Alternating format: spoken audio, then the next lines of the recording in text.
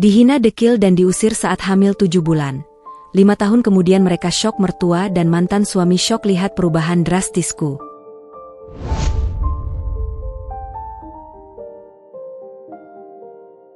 Halo bunda semuanya. Semoga bunda semuanya dalam keadaan sehat dan bahagia ya. Sebelum masuk ke ceritanya siapkan tisu dan absen terlebih dahulu ya. Bunda semuanya dari daerah mana saja. Jangan lupa dukung channel ini dengan cara like, komen dan subscribe ya, agar bunda semuanya tidak ketinggalan video-video menarik selanjutnya. Udara di rumah itu selalu terasa berat, seolah kebahagiaan adalah tamu yang enggan berlama-lama.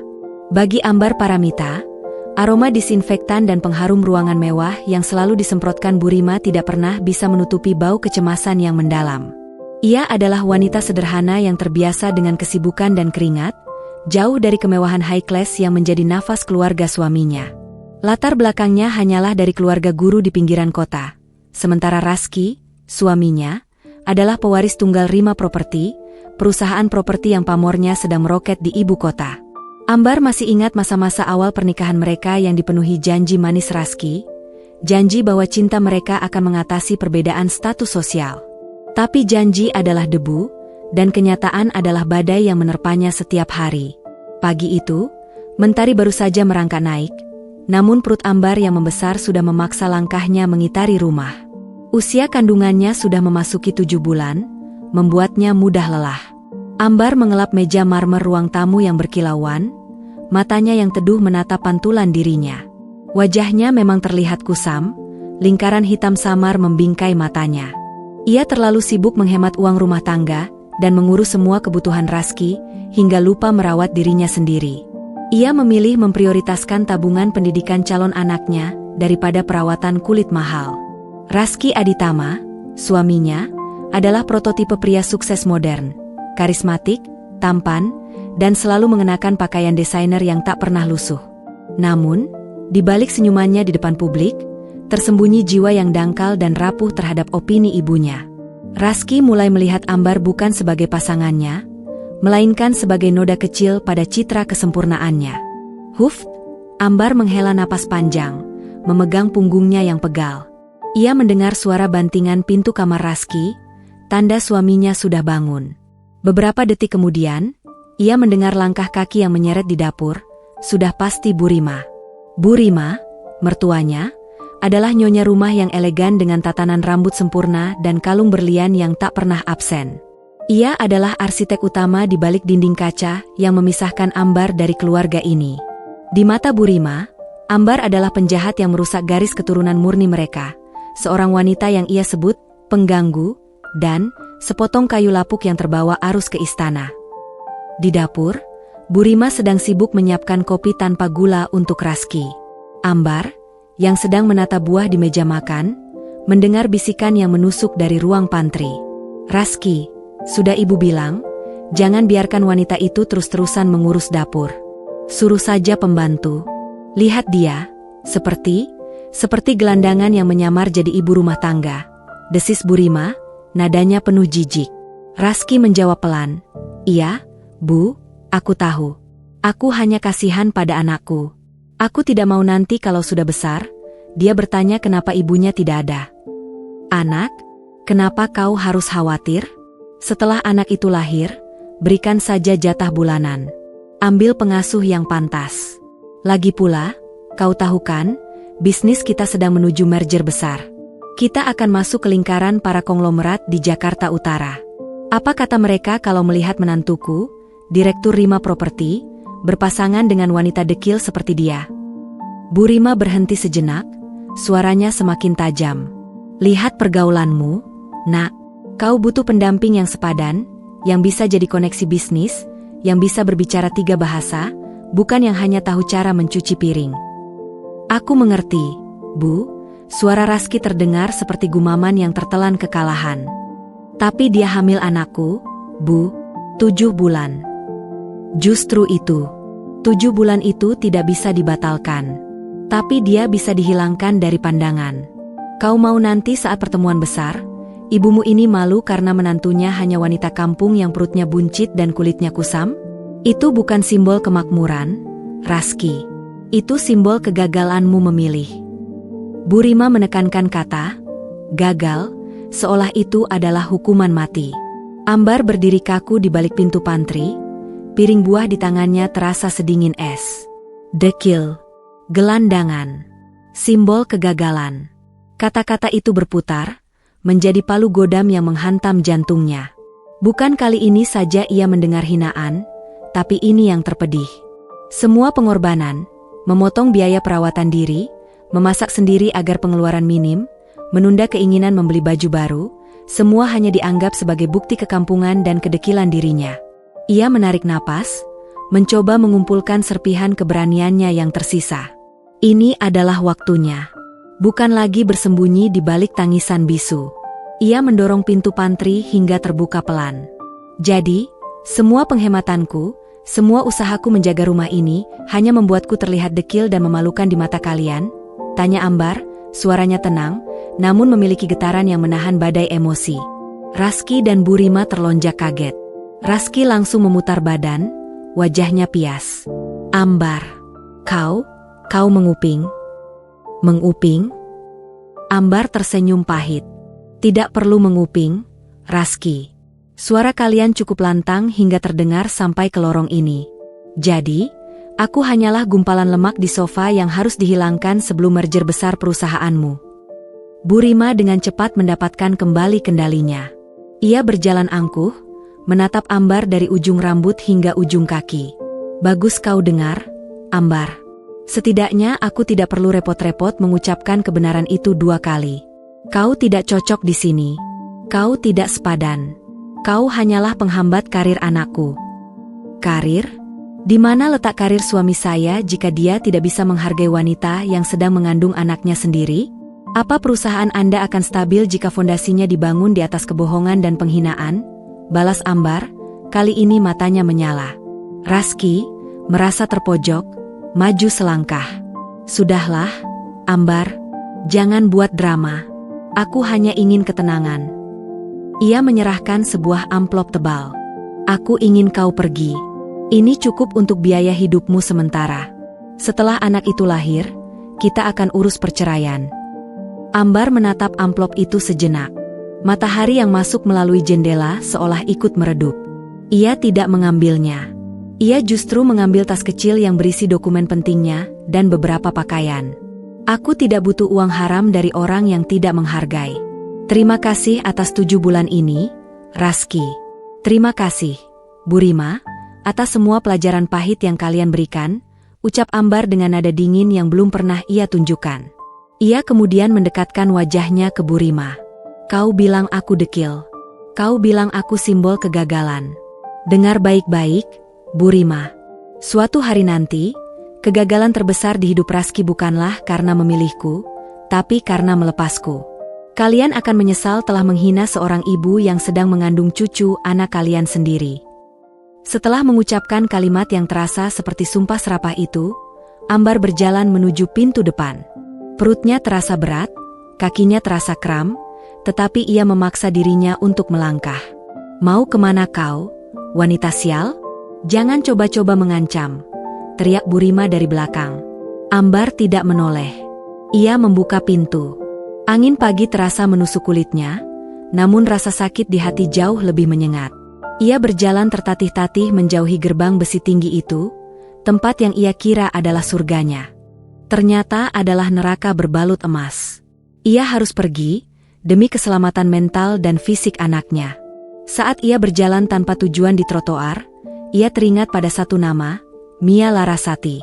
Sahabat lamanya, seorang desainer grafis yang bekerja freelance di kota metropolitan sebelah. Mia adalah satu-satunya pelabuhan aman yang ia punya. Ambar merogoh dompet, menghitung sisa uang terakhirnya, hanya cukup untuk tiket bus antar kota dan beberapa bekal. Kita akan baik-baik saja, nak, bisik Ambar sambil mengusap perutnya. Ibu tidak akan membiarkan kita dihina lagi. Kita akan buktikan bahwa wanita, dekil, ini bisa berdiri lebih tinggi daripada mereka yang bersembunyi di balik kekayaan orang tua. Tekadnya sekeras baja, seolah pengusiran ini adalah pelecut yang ia butuhkan untuk membangun kembali dirinya dari puing-puing kehancuran. Ia tidak hanya akan bertahan, ia akan bangkit dan bersinar, memastikan Raski dan Burima menyaksikan perubahan drastis itu 5 tahun kemudian. Langkah kaki Ambar di atas trotoar terasa seperti beban berlipat ganda. Setiap sentuhan udara dingin malam itu pada kulitnya terasa seperti tamparan yang mengingatkan pada kata-kata tajam Burima. Dekil, gumpalan lemak, simbol kegagalan.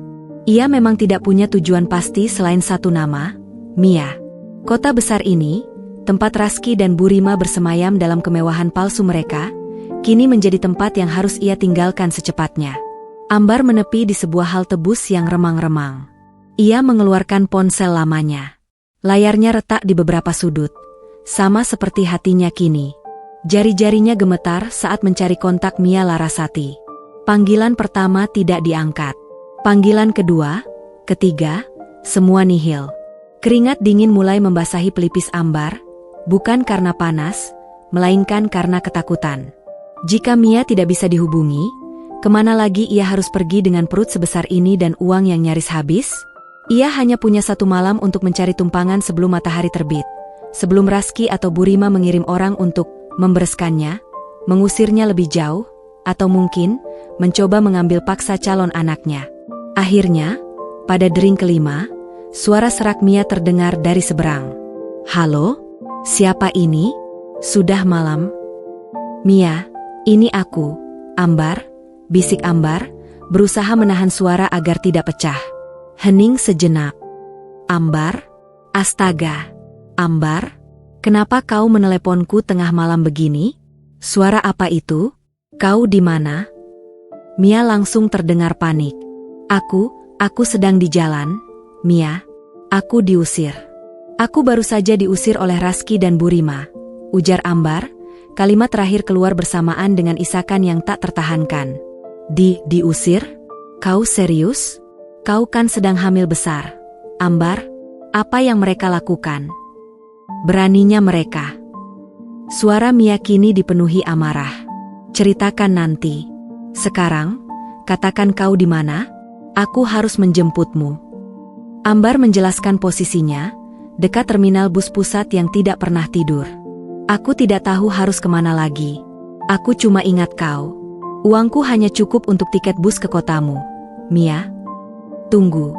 Kau mau naik bus antar kota sendirian dalam kondisi hamil 7 bulan? Ambar, kau gila?" pekik Mia. "Jangan bergerak dari sana. Aku akan memesankan taksi online untukmu. Tujuannya langsung ke rumah kontrakanku. Jangan khawatir soal biayanya, aku yang tanggung. Kau kirimkan saja lokasi persis di WhatsApp. Demi Tuhan, cepat." Rasa lega membanjiri Ambar, setidaknya ia tidak sendirian. Ia segera mengirimkan lokasinya dan mematikan panggilan. Malam itu, Mia bagai jangkar yang dilempar di tengah badai, menyelamatkan kapal karam bernama Ambar. Taksi tiba 15 menit kemudian. Saat duduk di jok belakang yang empuk, Ambar menoleh ke belakang, menatap ke arah tempat tinggal Raski. Rumah megah itu kini tampak seperti makam yang bersinar, menyimpan kenangan mati tentang janji dan cinta yang telah membusuk. Perjalanan ke kontrakan Mia memakan waktu hampir 1 jam. Selama di jalan, Ambar mencoba menenangkan dirinya. Ia sadar, air mata sudah kering. Sekarang waktunya merencanakan, bukan meratapi. Ia harus kuat. Kekuatan seorang ibu jauh melebihi kekuatan seorang istri yang diabaikan. Setibanya di depan kontrakan kecil yang terletak di gang sempit, Ambar disambut pelukan erat dari Mia. Mia adalah antitesis dari Burima. Ia mengenakan kaos oblong longgar, rambutnya diikat asal-asalan, namun matanya memancarkan kehangatan dan ketulusan. "Astaga, Ambar, kau kurusan. Dan perutmu, ya ampun, kau benar-benar berjuang." Mia memapah Ambar masuk ke dalam rumah yang sederhana namun rapi. Ruangan itu dipenuhi dengan aroma cat dan kertas sketsa, tanda kehidupan seorang pekerja seni. "Mereka mengusirku, Mia, hanya karena aku terlalu dekil dan tidak pantas menjadi istri direktur," kata Ambar, sambil duduk lemas di sofa usang. Ia menceritakan setiap detail percakapan di dapur, pengusiran yang dingin, dan amplop uang yang ia tolak. Mia mendengarkan dengan rahang mengeras. "Mereka itu iblis berjas, Ambar. Burima itu sepotong es yang tidak punya hati. Dan Raski, Dia hanya boneka yang takut pada benang yang menariknya. Bagaimana bisa seorang pria mengusir istrinya sendiri yang sedang hamil tua? Itu kejahatan. Aku tahu.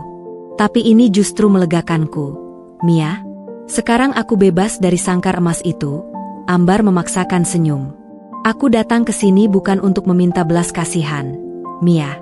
Aku datang untuk meminta tempat singgah. Aku harus segera mencari pekerjaan. Aku harus mandiri demi anakku. Mia menggeleng, meraih tangan Ambar. Tentu saja, kau bisa tinggal di sini selama yang kau mau. Ini tempatmu juga. Soal pekerjaan, jangan terburu-buru. Fokusmu sekarang melahirkan dengan selamat. Aku tidak bisa, Mia. Aku harus mandiri. Aku tidak mau selamanya bergantung pada kebaikanmu. Aku punya keahlian. Aku punya otak, ujar Ambar tegas, menyingkirkan semua citra dirinya yang dulu tampak tak berdaya. Mia menatap Ambar, matanya memancarkan kekaguman. Aku tahu kau pintar, Ambar. Kau lulusan terbaik di angkatan kita, bukan di bidang ekonomi, tapi di bidang sastra dan bahasa. Tapi otakmu encer sekali kalau sudah menyangkut logika dan angka. Ambar mengangguk. Itu yang membuatku bertahan di rumah itu, Mia. Aku sering menghabiskan waktu luangku mempelajari coding dan analisis data dari internet. Aku diam-diam membeli buku bekas dan ikut kursus online gratis. Raski dan Burima mengira aku hanya menghabiskan waktu dengan merajut atau menonton drama murahan. Mereka tidak pernah tahu. Mereka hanya melihat penampilan luar. Mia berbinar. Ia beranjak ke sudut ruangan, kembali dengan sebuah laptop tua milik Ambar yang pernah ia titipkan beberapa tahun lalu. Ini. Dulu kau titipkan padaku karena takut Burima marah kalau kau sibuk dengan laptop. Kau harus kembangkan ini, Ambar. Ini emas. Mia membuka laptop itu, yang langsung menampilkan interface dengan barisan kode dan spreadsheet data. Kau terlalu merendahkan dirimu, Ambar. Kau punya bakat tersembunyi. Dulu kau membantuku mengoptimalkan algoritma desain grafisku, dan itu berhasil meningkatkan penghasilanku 30%. Kita mulai dari sini. Aku akan membantumu mencari peluang freelance di bidang analisis data, meskipun hanya proyek-proyek kecil untuk pemula. Kita akan jadikan rumah kontrakan ini markas rahasia kita. Pagi itu, dengan aroma kopi instan dan mie instan di meja kecil, Ambar merasakan secercah harapan. Keputusan Raski mengusirnya, meski menyakitkan, ternyata membuka gerbang kebebasan yang selama ini ia kunci sendiri. Minggu-minggu berikutnya adalah periode yang sangat sulit, namun penuh makna. Ambar diselimuti oleh dukungan Mia. Mia bekerja keras dengan desain grafisnya, sementara Ambar, dengan perut semakin membesar, duduk di sofa, mempelajari alur data dan mengasah kemampuan analitisnya. Setiap kali ia merasa lelah, ia menyentuh perutnya. Lihat, Nak, Ibu sedang membangun benteng untuk kita. Kita tidak akan pernah direndahkan lagi. Suatu sore, saat Mia sedang tertidur karena kelelahan, Ambar menerima proyek kecil dari salah satu forum freelance, menganalisis pola pembelian konsumen untuk sebuah e-commerce kecil. Proyek itu dibayar sangat murah, hanya cukup untuk membeli beberapa kotak susu dan vitamin. Namun, Ambar melakukannya dengan totalitas seorang profesional. Saat ia menyelami lautan data digital, ia menemukan keanehan. Sebuah pola transaksi janggal yang melibatkan bug kecil pada sistem keamanan e-commerce tersebut. Bug itu memungkinkan kebocoran data pelanggan jika diakses pada jam-jam tertentu melalui server pihak ketiga. Itu bukan tugasnya, tapi naluri profesionalismenya berteriak. Aku harus melaporkannya. Ini bisa merugikan perusahaan miliaran, gumam Ambar pada dirinya sendiri. Ia menghabiskan sisa malam itu, membuat laporan komprehensif, bukan hanya mengidentifikasi bugnya, tapi juga menyertakan solusi coding yang ringkas. Ia mengirimkan laporan tersebut ke alamat email resmi perusahaan, sebuah perusahaan startup teknologi yang sedang naik daun bernama Aether Corp, tanpa mencantumkan identitas lengkap, hanya nama samaran dan alamat email pribadinya. Ia melakukannya hanya untuk menguji kemampuannya, seperti seorang atlet yang berlatih tanpa penonton. Keesokan harinya, tak ada balasan. Ambar merasa sedikit kecewa, tapi ia menganggapnya sebagai risiko pekerjaan. Ia kembali fokus pada persiapan melahirkan.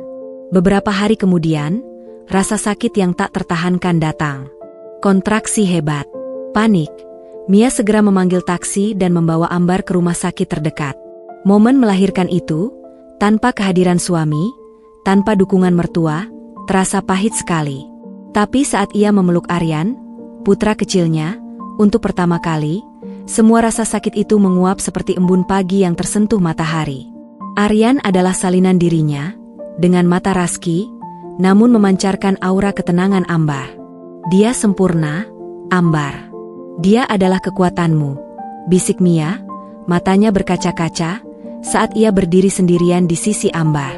Ambar mencium kening Aryan. Namamu Aryan. Artinya pejuang. Kita akan berjuang bersama, sayang. Saat Ambar baru menikmati kebahagiaan itu, sebuah email masuk ke ponselnya. Subjek, permintaan pertemuan mendesak mengenai laporan keamanan sistem. Kepada Miss Ambar Paramita. Kami dari Aether Corp sangat terkesan dan terkejut dengan laporan akurat yang Anda kirimkan. Anda telah menyelamatkan kami dari kerugian besar. Kami ingin bertemu dengan Anda sesegera mungkin. CEO kami, Bapak Haris, ingin bertemu secara pribadi. Mohon segera balas email ini. Hormat kami, tim keamanan Aether Corp. Ambar terdiam, menatap Mia. Ini bukan hanya ucapan terima kasih. Ini adalah panggilan takdir. Ia sadar, skill yang ia asah di bawah cemoohan Burima dan Raski kini menjadi kunci pembuka gerbang masa depannya. Kehidupan baru mereka, kehidupan yang jauh dari bayangan kehinaan, baru saja dimulai, berkat bak kecil dan keberanian seorang wanita yang menolak disebut dekil. Perjalanan dari nol, membawa seorang bayi dalam pelukan, akan segera berhadapan dengan meja kerja CEO. Kehadiran Aryan di dunia memberikan Ambar kekuatan baru, sebuah mesin pendorong yang mengalahkan segala rasa lelah dan sakit hati. Namun, ia tidak bisa berlama-lama larut dalam suasana haru. Di tangan kanannya ada kehidupan baru yang harus ia lindungi, dan di tangan kirinya, ada email dari Aether Corp, sebuah janji akan masa depan yang lebih cerah. Haris, gumam Mia, mencoba mengeja nama CEO yang tertulis di email. Ia sedang menggendong Aryan yang baru selesai menyusu. Mereka bilang CEO-nya langsung yang ingin bertemu. Ambar, ini kesempatan emas. Kau harus datang. Aku tahu, jawab Ambar, menatap langit-langit kamar rumah sakit yang serba putih. Tapi bagaimana aku bisa ke sana? Aku masih lemah, dan aku tidak mungkin meninggalkan Aryan. Lagi pula, apa yang harus kukatakan? Aku hanya ibu rumah tangga yang diusir, bukan ahli keamanan siber bersertifikat. Mia menaruh Aryan perlahan di sisi Ambar. Jangan meremehkan dirimu, Ambar. Ijazah hanya selembar kertas. Tapi kemampuanmu menyelamatkan miliaran rupiah adalah bukti nyata. Mereka tidak peduli kau diusir atau tidak. Mereka peduli dengan otakmu. Mia adalah angin segar yang selalu mendorong layar perahu Ambar.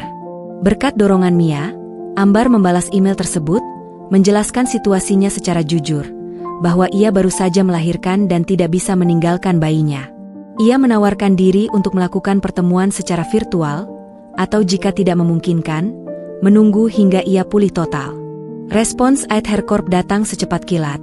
Mereka menawarkan diri untuk datang ke rumah sakit, asalkan Ambar bersedia bertemu. Ini gila, Ambar.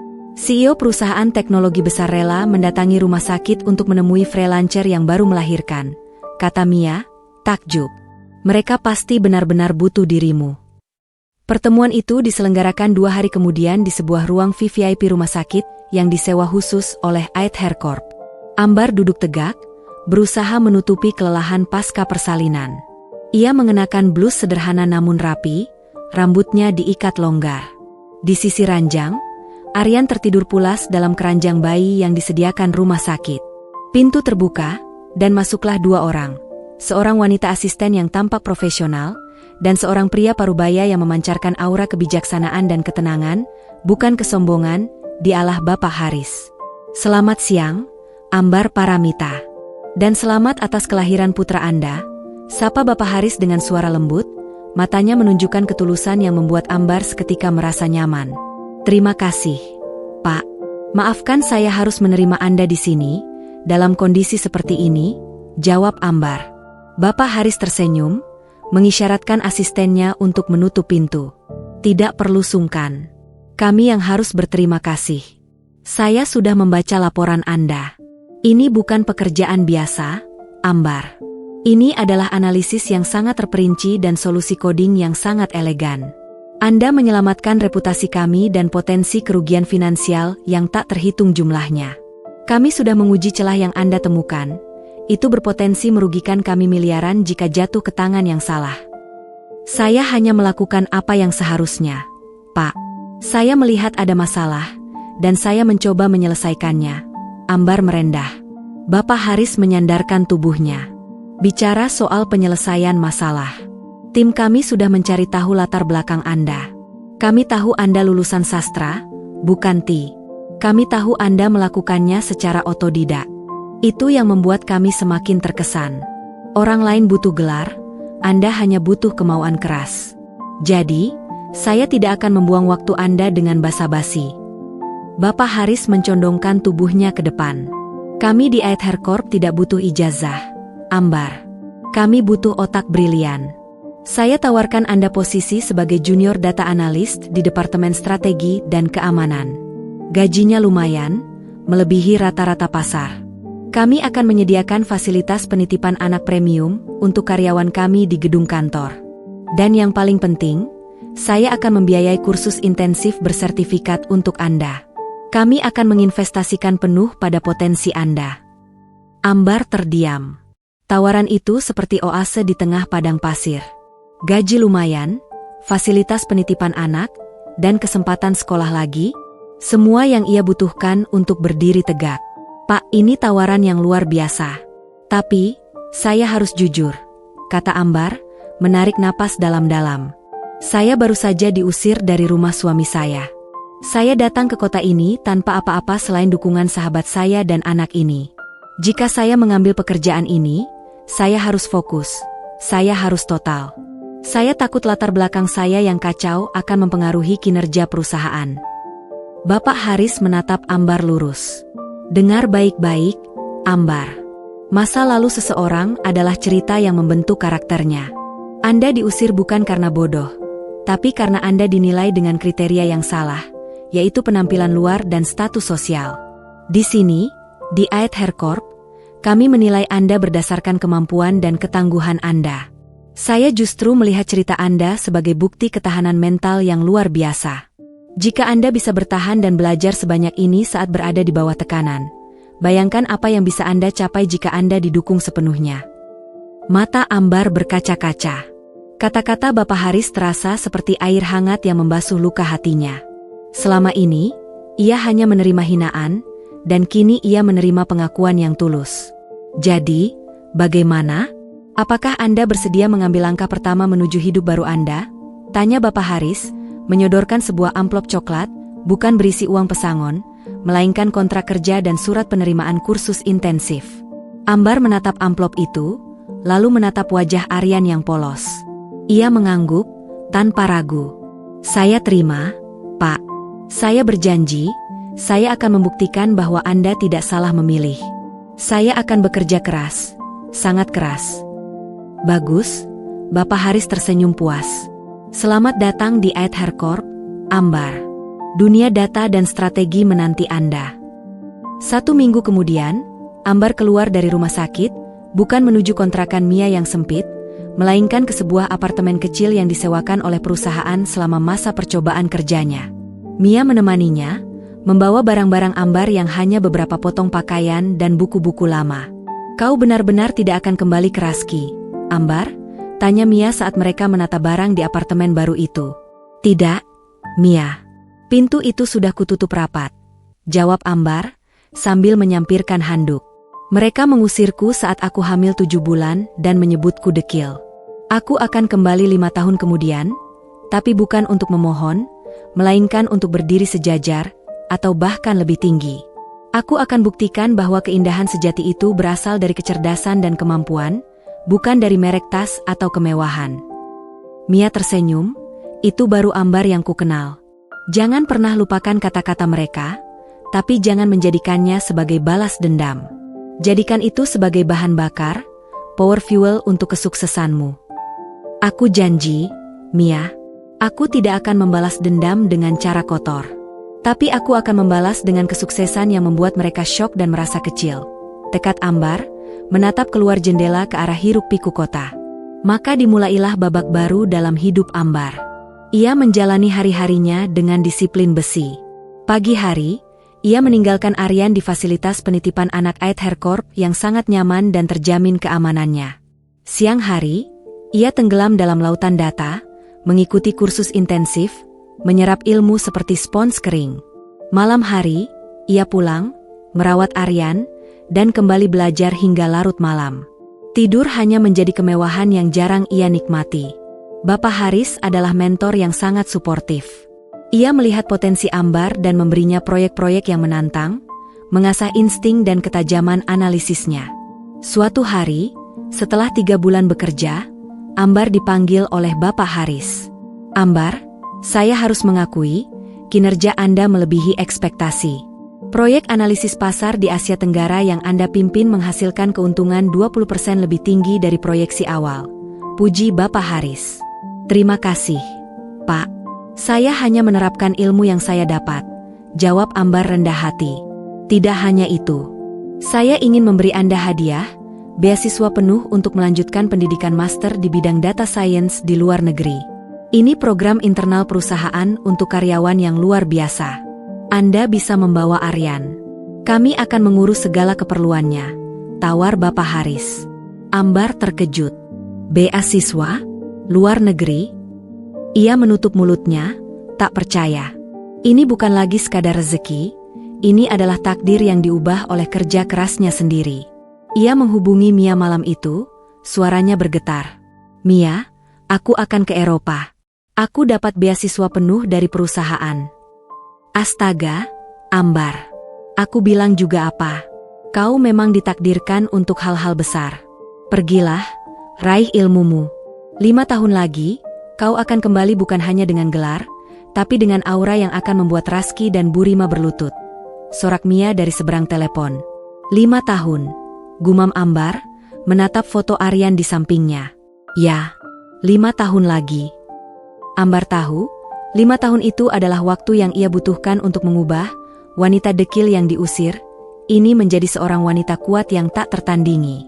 Kepergiannya ini adalah persiapannya untuk sebuah klimaks dramatis yang menanti di masa depan.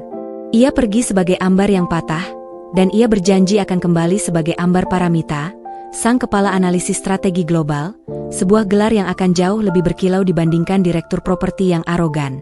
Langit Eropa menyambut Ambar dan Aryan dengan udara yang menusuk, namun hati Ambar terasa hangat dan penuh harap. Beasiswa penuh dari Aethercorp ke salah satu universitas bergengsi di Zurich, adalah pintu gerbang yang tak terduga menuju jati dirinya yang baru. Ia kini bukan lagi Ambar yang hanya pandai mengurus rumah dan menekan pengeluaran. Ia adalah Ambar, mahasiswi pascasarjana di bidang data science dengan status karyawan berpotensi tinggi. Tahun-tahun di sana adalah tempaan yang kejam namun membentuk. Pagi hari dihabiskannya di ruang kuliah, menyerap ilmu yang dulu hanya bisa ia pelajari dari layar laptop tua. Malam hari, ia bergumul dengan tugas kuliah yang rumit sambil sesekali harus menenangkan tangisan Aryan. Aryan tumbuh di lingkungan yang suportif, selalu dikelilingi kasih sayang Ambar, dan seringkali juga perhatian tulus dari rekan-rekan Ambar di kampus dan perusahaan yang berbasis di Eropa. Ambar tidak hanya berfokus pada akademik.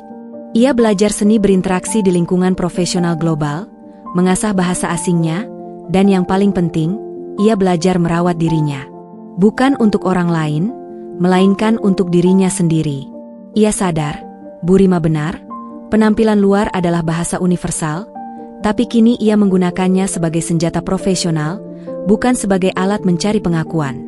Wajahnya yang dulu kusam kini memancarkan kecerahan, ditopang oleh gaya berpakaian yang elegan dan minim. Aura percaya diri yang dibangun dari otak yang cemerlang jauh lebih memukau daripada perhiasan mahal. Setiap 6 bulan sekali, Ambar pulang ke Indonesia untuk presentasi kemajuan studinya dan laporan proyek pada Bapak Haris. Dalam setiap pertemuan, Bapak Haris selalu menguatkan. Kecepatan belajarmu ini luar biasa, Ambar. Kau seperti mata air yang lama terpendam, kini memancar tanpa henti. Puji Bapak Haris suatu kali, usai Ambar mempresentasikan model prediktif yang ia kembangkan untuk efisiensi rantai pasok Aether Corp. Semua berkat kesempatan yang Bapak berikan. Saya hanya ingin membuktikan diri, Pak, jawab Ambar.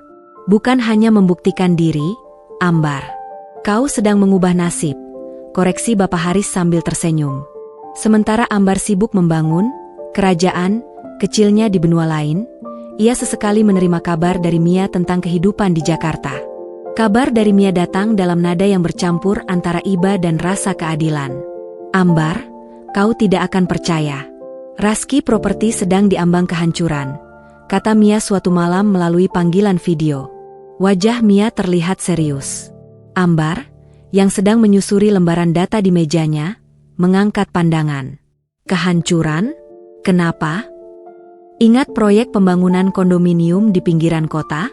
Raski, atas dorongan Burima, mengambil pinjaman besar-besaran, terlalu percaya diri. Ternyata mereka menggunakan material di bawah standar, dan skandal itu bocor ke media. Proyek itu macet, investor menarik diri, dan ban mengancam akan menyita aset utama mereka. Ambar terdiam sejenak. Ia tidak merasakan kegembiraan atau kepuasan, hanya rasa dingin. Aku sudah menduga.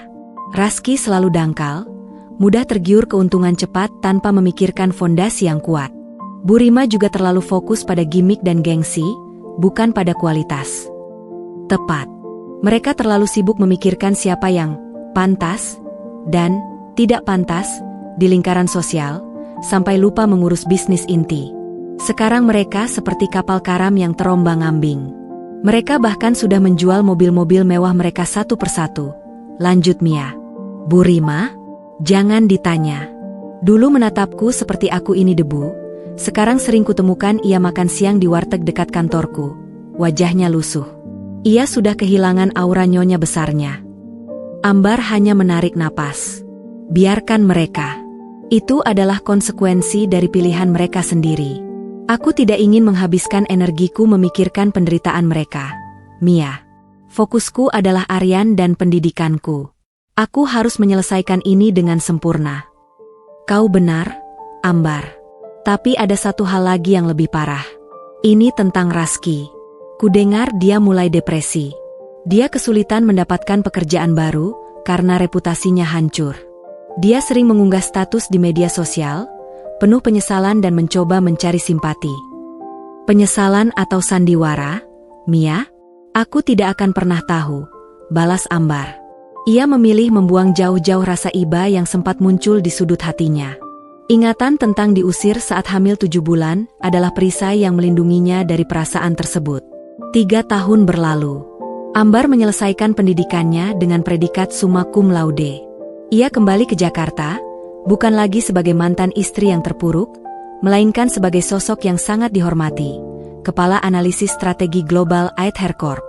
Jabatan ini diberikan langsung oleh Bapak Haris setelah melihat kontribusi Ambar yang luar biasa selama masa studinya. Ia membawa Aryan, yang kini berusia 5 tahun, dan tinggal di sebuah penthouse eksklusif milik perusahaan yang menjulang di tengah kota, pemandangan yang tak pernah bisa dilihat oleh Raski dan Burima dari kontrakan sempit mereka. Ambar menjalani perannya dengan cemerlang. Ia memimpin tim analisis data yang menjadi jantung bagi setiap keputusan strategis Aether Corp. Ia adalah wanita yang kini tahu betul nilainya. Pakaiannya mahal, bukan untuk pamer, melainkan untuk mendukung wibawanya di ruang rapat. Kulitnya terawat, bukan karena diet ketat, tapi karena keseimbangan hidup yang ia ciptakan sendiri. Suatu sore, Bapak Haris memanggil Ambar ke ruang kerjanya. Jendela kaca besar menampilkan panorama Jakarta yang seolah berada di bawah kaki mereka.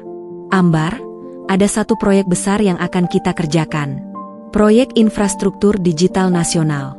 Ini adalah tender terbesar yang pernah kita menangkan. Dan kau yang akan memimpin tim, ujar Bapak Haris sambil menyerahkan setumpuk dokumen. Tentu saja, Pak. Ini tantangan yang menarik, jawab Ambar, antusias. Ia mulai membuka dokumen-dokumen itu, fokus pada daftar calon subkontraktor dan mitra potensial. Tiba-tiba, matanya terpaku pada salah satu nama di daftar subkontraktor yang mengajukan proposal penyediaan material pendukung proyek. Namanya samar-samar namun sangat familiar, Rima Properti, Divisi Konstruksi Kecil. Rima Properti. Ambar mengulang nama itu pelan. Jantungnya berdetak lebih cepat, seolah lonceng takdir baru saja berdentang. Ya, mereka mencoba peruntungan lagi. Proposal mereka buruk sekali, penuh kebohongan dan angka yang dimanipulasi. Tapi ada surat rekomendasi dari salah satu politisi yang cukup berpengaruh. Jelas Bapak Haris, raut wajahnya berubah serius. Ini mengganggu saya. Ada bau busuk yang harus kita bersihkan sebelum proyek ini dimulai. Ambar, saya ingin kau secara pribadi meninjau proposal mereka. Telanjangi semuanya. Baik, Pak. Saya akan lakukan itu, jawab Ambar, suaranya kembali datar dan profesional. Ia merasa seperti dewa keadilan yang diberikan palu untuk menghukum. Bapak Haris menatap Ambar dalam-dalam. Ada hal lain yang harus saya ceritakan, Ambar. Ini sangat pribadi dan terkait erat dengan orang-orang yang saat ini sedang kita bicarakan. Ambar menatapnya, menunggu. Beberapa waktu lalu, saya memutuskan untuk mengaudit ulang semua dokumen legal dan warisan yang terkait dengan Ait Hair Corp. Perusahaan ini didirikan dari puing-puing beberapa aset yang ditinggalkan oleh ayah kandung saya, yang meninggal sekitar 7 tahun lalu. Jeda Bapak Haris, matanya menerawang. Saya tidak pernah mengenal ayah saya. Dia meninggalkan ibu saya dan saya saat saya masih kecil. Belakangan saya baru tahu, dia menikahi wanita lain dan sempat mencoba membangun perusahaan sebelum bangkrut dan menghilang dari kehidupan kami. Lalu, apa hubungannya, Pak? Tanya Ambar, merasakan ketegangan aneh. Wanita yang dinikahi ayah saya, namanya Rima. Dan dari penyelidikan kecil yang saya lakukan, perusahaan yang didirikan ayah saya itu, setelah ia bangkrut, sempat diurus oleh Bu Rima dan mantan suaminya. Kemudian nama itu diubah menjadi Rima Properti. Dan berdasarkan surat wasiat yang sangat samar, sebagian kecil aset yang menjadi cikal bakal Ait Hair Corp ini, yang saya kelola dan kembangkan, seharusnya juga menjadi milik anak kandung Bu Rima. Ambar merasakan seluruh darahnya seolah berhenti mengalir. Ia mencengkeram dokumen di tangannya. Otaknya, yang terlatih dalam analisis data, dengan cepat menghubungkan titik-titik. Pak, maksud Bapak anak kandung Bu Rima? Raski? Tanya Ambar, suaranya nyaris tak terdengar. Bapak Haris mengangguk perlahan. Ya, Raski Aditama. Berdasarkan data dan bukti tidak langsung, kami berdua memiliki ayah kandung yang sama. Raski adalah saudara tiri saya. Dan Bu Rima menyembunyikan identitas ayah biologisnya Raski selama ini. Dia berbohong dan memanipulasi aset yang seharusnya menjadi milik kami berdua. Jadi, Ambar, Anda bukan hanya akan meninjau proposal mantan suami Anda. Anda akan berhadapan dengan saudara tiri saya, yang ibunya telah merugikan keluarga saya, dan yang ibunya telah merugikan Anda. Ini adalah plot twist yang sesungguhnya. Ambar bukan hanya kembali sebagai orang sukses. Ia kembali sebagai pemegang kunci, sebagai wanita yang kini bekerja di perusahaan yang secara tidak langsung memiliki hubungan darah dengan Raski, perusahaan yang asetnya juga pernah diperebutkan oleh Bu Rima. Pertemuan mereka nanti bukan hanya balas dendam pribadi, melainkan pertempuran bisnis, kebenaran keluarga, dan karma yang harus dibayar lunas. Babak pertempuran Ambar telah dimulai. Sekarang saya mengerti, Pak, tidak ada yang kebetulan dalam hidup. Tugas saya kini bukan hanya meninjau proposal. Tugas saya adalah mengembalikan keadilan, kata Ambar, matanya memancarkan ketegasan yang dingin. Ia siap untuk bertemu kembali dengan masa lalunya. Duduk di balik meja kerjanya yang luas, Ambar menatap dokumen Rima Properti, Divisi Konstruksi Kecil. Perutnya terasa mual, bukan karena kehamilan, tetapi karena memori pahit yang menyergapnya. Perusahaan kecil yang kini hanya sebatas divisi murahan, dipimpin oleh mantan suami dan ibu mertua yang dulu begitu arogan. Ini adalah ironi takdir yang paling kejam. Setelah percakapan dengan Bapak Haris, pikiran Ambar dipenuhi oleh benang-benang kusut masa lalu. Raski dan Bapak Haris saudara tiri, Bu Rima, wanita yang menghinanya dekil, ternyata adalah wanita yang menikahi ayah kandung Bapak Haris dan memanipulasi aset keluarga. Kisah ini bukan hanya tentang pengusiran. Ini adalah kisah tentang kebohongan, manipulasi, dan karma yang berputar di lingkaran yang sama. Ambar bukan lagi sekadar korban, ia adalah eksekutor keadilan yang tak terhindarkan. Ambar, kau baik-baik saja? Tanya Mia, yang kini bekerja sebagai art director untuk Departemen Pemasaran Aid Hair Corp, menyusul Ambar setelah panggilan video. Mia melihat raut wajah Ambar yang berubah serius saat mengamati dokumen. "Aku sedang meninjau proposal dari Rima Property, Mia," jawab Ambar pelan, suaranya seperti bisikan di tengah keheningan kantor. Mia terperanjat. Astaga, mereka berani mengajukan proposal ke Aid Hair Corp? Setelah semua yang terjadi, apa mereka sudah tidak punya malu lagi? Malu adalah barang mewah yang tidak mereka miliki, cibir Ambar. Tapi ini lebih dari sekadar proposal. Ini melibatkan Bapak Haris. Ternyata Raski adalah saudara tiri Bapak Haris. Bu Rima menyembunyikan identitas ayah biologis Raski, yang juga ayah kandung Bapak Haris, dan dia pernah merugikan aset yang sekarang menjadi cikal bakal perusahaan ini. Mia menutup mulutnya, matanya membesar. "Sumpah demi Tuhan, Ambar. Itu plot sinetron terburuk yang pernah kudengar. Bu Rima benar-benar ratu manipulasi. Dia mengira dengan mengusirmu, hidupnya akan aman, padahal dia sendiri sedang dihantui hantu masa lalu suaminya." Tepat. Dan sekarang, dia dan Raski mencoba merangkak naik dengan proposal yang sangat manipulatif ini, kata Ambar sambil mengetuk-ngetuk berkas di depannya. Rima Property tidak hanya menawarkan material yang usang, mereka juga memalsukan data kemampuan finansial. Mereka mencoba menipu Aid Hair Corp untuk mendapatkan uang tunai di awal proyek, dan kemudian melarikan diri. Mia mendengus. Tangan jahil Bu Rima memang tidak pernah berhenti. Dulu dia memanipulasi Raski agar menceraikanmu demi uang dan status. Sekarang dia memanipulasi data demi menyelamatkan perut mereka. Aku tidak akan membiarkan itu terjadi. Aku akan membuat laporan yang sangat detail, membedah proposal ini hingga ke akar-akarnya. Aku akan buktikan bahwa mereka tidak hanya tidak kompeten, tapi juga tidak jujur. Tekad Ambar, suaranya memancarkan ketegasan yang dingin. "Jadi, apa rencanamu? Kau akan langsung menolak mereka?" tanya Mia. Ambar tersenyum tipis, senyum yang tidak sampai ke mata. "Menolak? Tentu saja. Tapi aku tidak akan melakukannya secara tertutup. Aku akan memanggil mereka untuk rapat presentasi. Aku ingin mereka datang ke tempatku, melihat siapa Ambar yang mereka sebut, dekil, sekarang." Rapat itu dijadwalkan 3 hari kemudian. Ambar memastikan ruang rapat yang dipilih adalah ruang rapat utama Aid Hair Corp yang menghadap langsung ke kota, memberikan kesan otoritas penuh. Ia mengirimkan email resmi atas nama Ambar Paramita, Kepala Analisis Strategi Global, meminta Raski dan Bu Rima untuk mempresentasikan proposal mereka. Ketika email itu mendarat di inbox Bu Rima, yang kini dibantu Raski mengurus administrasi perusahaan kecil mereka di kontrakan sempit, reaksi mereka adalah campuran antara kegembiraan dan kebingungan. "Raski, lihat ini. Kita dipanggil Aid Hair Corp, perusahaan raksasa itu," seru Bu Rima, matanya berbinar, seolah melihat sehelai benang emas di tengah tumpukan sampah. Raski, yang terlihat lebih kurus dan kelelahan, mengambil ponsel ibunya.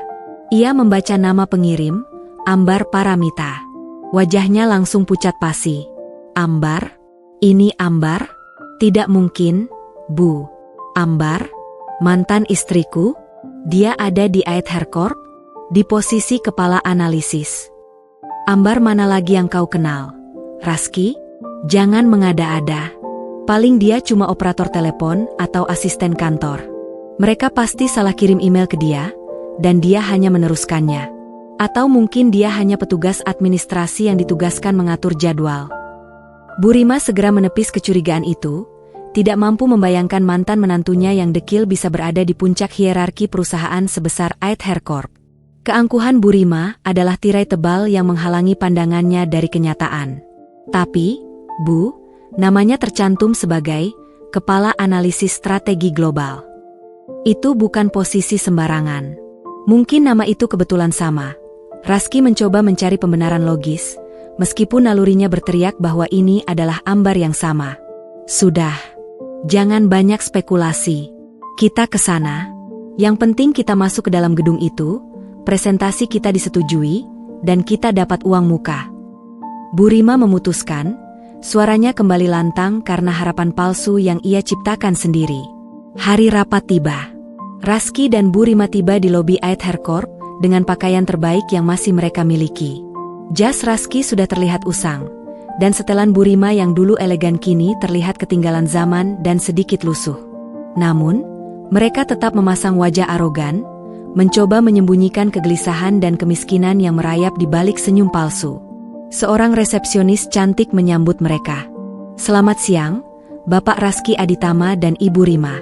Mohon tunggu sebentar, Miss Ambar Paramita akan segera menjemput Anda." Bu Rima dan Raski saling pandang. Raski semakin gelisah, sementara Bu Rima masih berusaha keras mempertahankan pertahanannya. "Lihat, dia memang hanya petugas penjemput. Aku sudah bilang, dia tidak mungkin menjadi kepala analisis," bisik Bu Rima yakin. Tidak lama kemudian, pintu lift terbuka. Langkah kaki terdengar nyaring. Mereka berdua mendongak. Yang keluar dari lift bukanlah operator telepon atau petugas penjemput yang mereka bayangkan. Yang berdiri di sana adalah seorang wanita yang seolah terbuat dari pahatan marmer yang dingin, memancarkan aura kekuasaan yang tak terbantahkan. Rambut hitamnya tertata rapi, setelan sut berwarna navy mahal membalut tubuhnya yang kini proporsional. Kulitnya bersih, wajahnya tegas, dan di lehernya tergantung kalung yang sederhana namun berkelas. Ia tampak jauh lebih muda, jauh lebih cantik, dan yang paling penting, jauh lebih berwibawa dari yang pernah mereka ingat. Ia berjalan lurus ke arah mereka, pandangannya lurus dan tanpa emosi, seperti juri yang siap menjatuhkan vonis. Raski berdiri membeku. Wajahnya pucat, matanya membesar. Bu Rima terperangah, kalungnya seolah terasa berat mencekik lehernya. "Selamat datang di Ait Hair Corp," ucap wanita itu, suaranya tenang, familiar, namun kini terdengar memiliki gema kekuasaan. "Saya Ambar Paramita. Silakan ikuti saya ke ruang rapat." Raski tidak bisa berkata-kata. Nama itu, wajah itu, aura itu. Ini adalah Ambar yang dulu mereka hina dekil. Ambar yang mereka usir saat hamil 7 bulan. Kini ia berdiri sebagai sosok yang tak tersentuh, di markas salah satu perusahaan terkaya di negara itu. Bu Rima, yang selalu menjadi perisai bagi Raski, mencoba bersikap normal meskipun hatinya bergemuruh panik. Ambar? Astaga, Ambar. Kau sangat berbeda. Kau di sini? Maksudnya, kau yang akan mengatur rapat kami. Ambar tidak membalas basa-basi itu. Ia hanya memberikan senyum dingin yang sekilas. "Saya yang memimpin rapat, Bu Rima. Dan saya yang akan memutuskan nasib proposal Anda. Mari." Mereka berjalan dalam keheningan yang mematikan. Raski dan Bu Rima mengikuti Ambar ke ruang rapat kaca di lantai atas. Semakin tinggi mereka naik, semakin kecil dan tak berarti perasaan mereka. Saat Ambar duduk di kursi pimpinan, kursi yang dulu Raski impikan untuk diduduki, dengan layar besar di belakangnya menampilkan logo Ait Hair Corp, Raski merasakan kehancuran harga dirinya. Ia melihat Ambar bukan sebagai mantan istri, tapi sebagai bayangan hitam dari karma yang datang menjemput. "Silakan dimulai presentasinya." "Saya hanya punya waktu 15 menit. Perintah Ambar dengan nada profesional, menghilangkan semua jejak masa lalu dari suaranya. Ia menatap Raski, dan kali ini, Raski melihat kilatan api di mata Ambar. Api yang membakar kenangan pengusiran 5 tahun lalu. Ini bukan sekadar rapat bisnis, ini adalah arena penghakiman. Raski dan Bu Rima baru saja memasuki kandang singa, dan singa itu adalah wanita yang pernah mereka anggap remeh. Mereka benar-benar syok.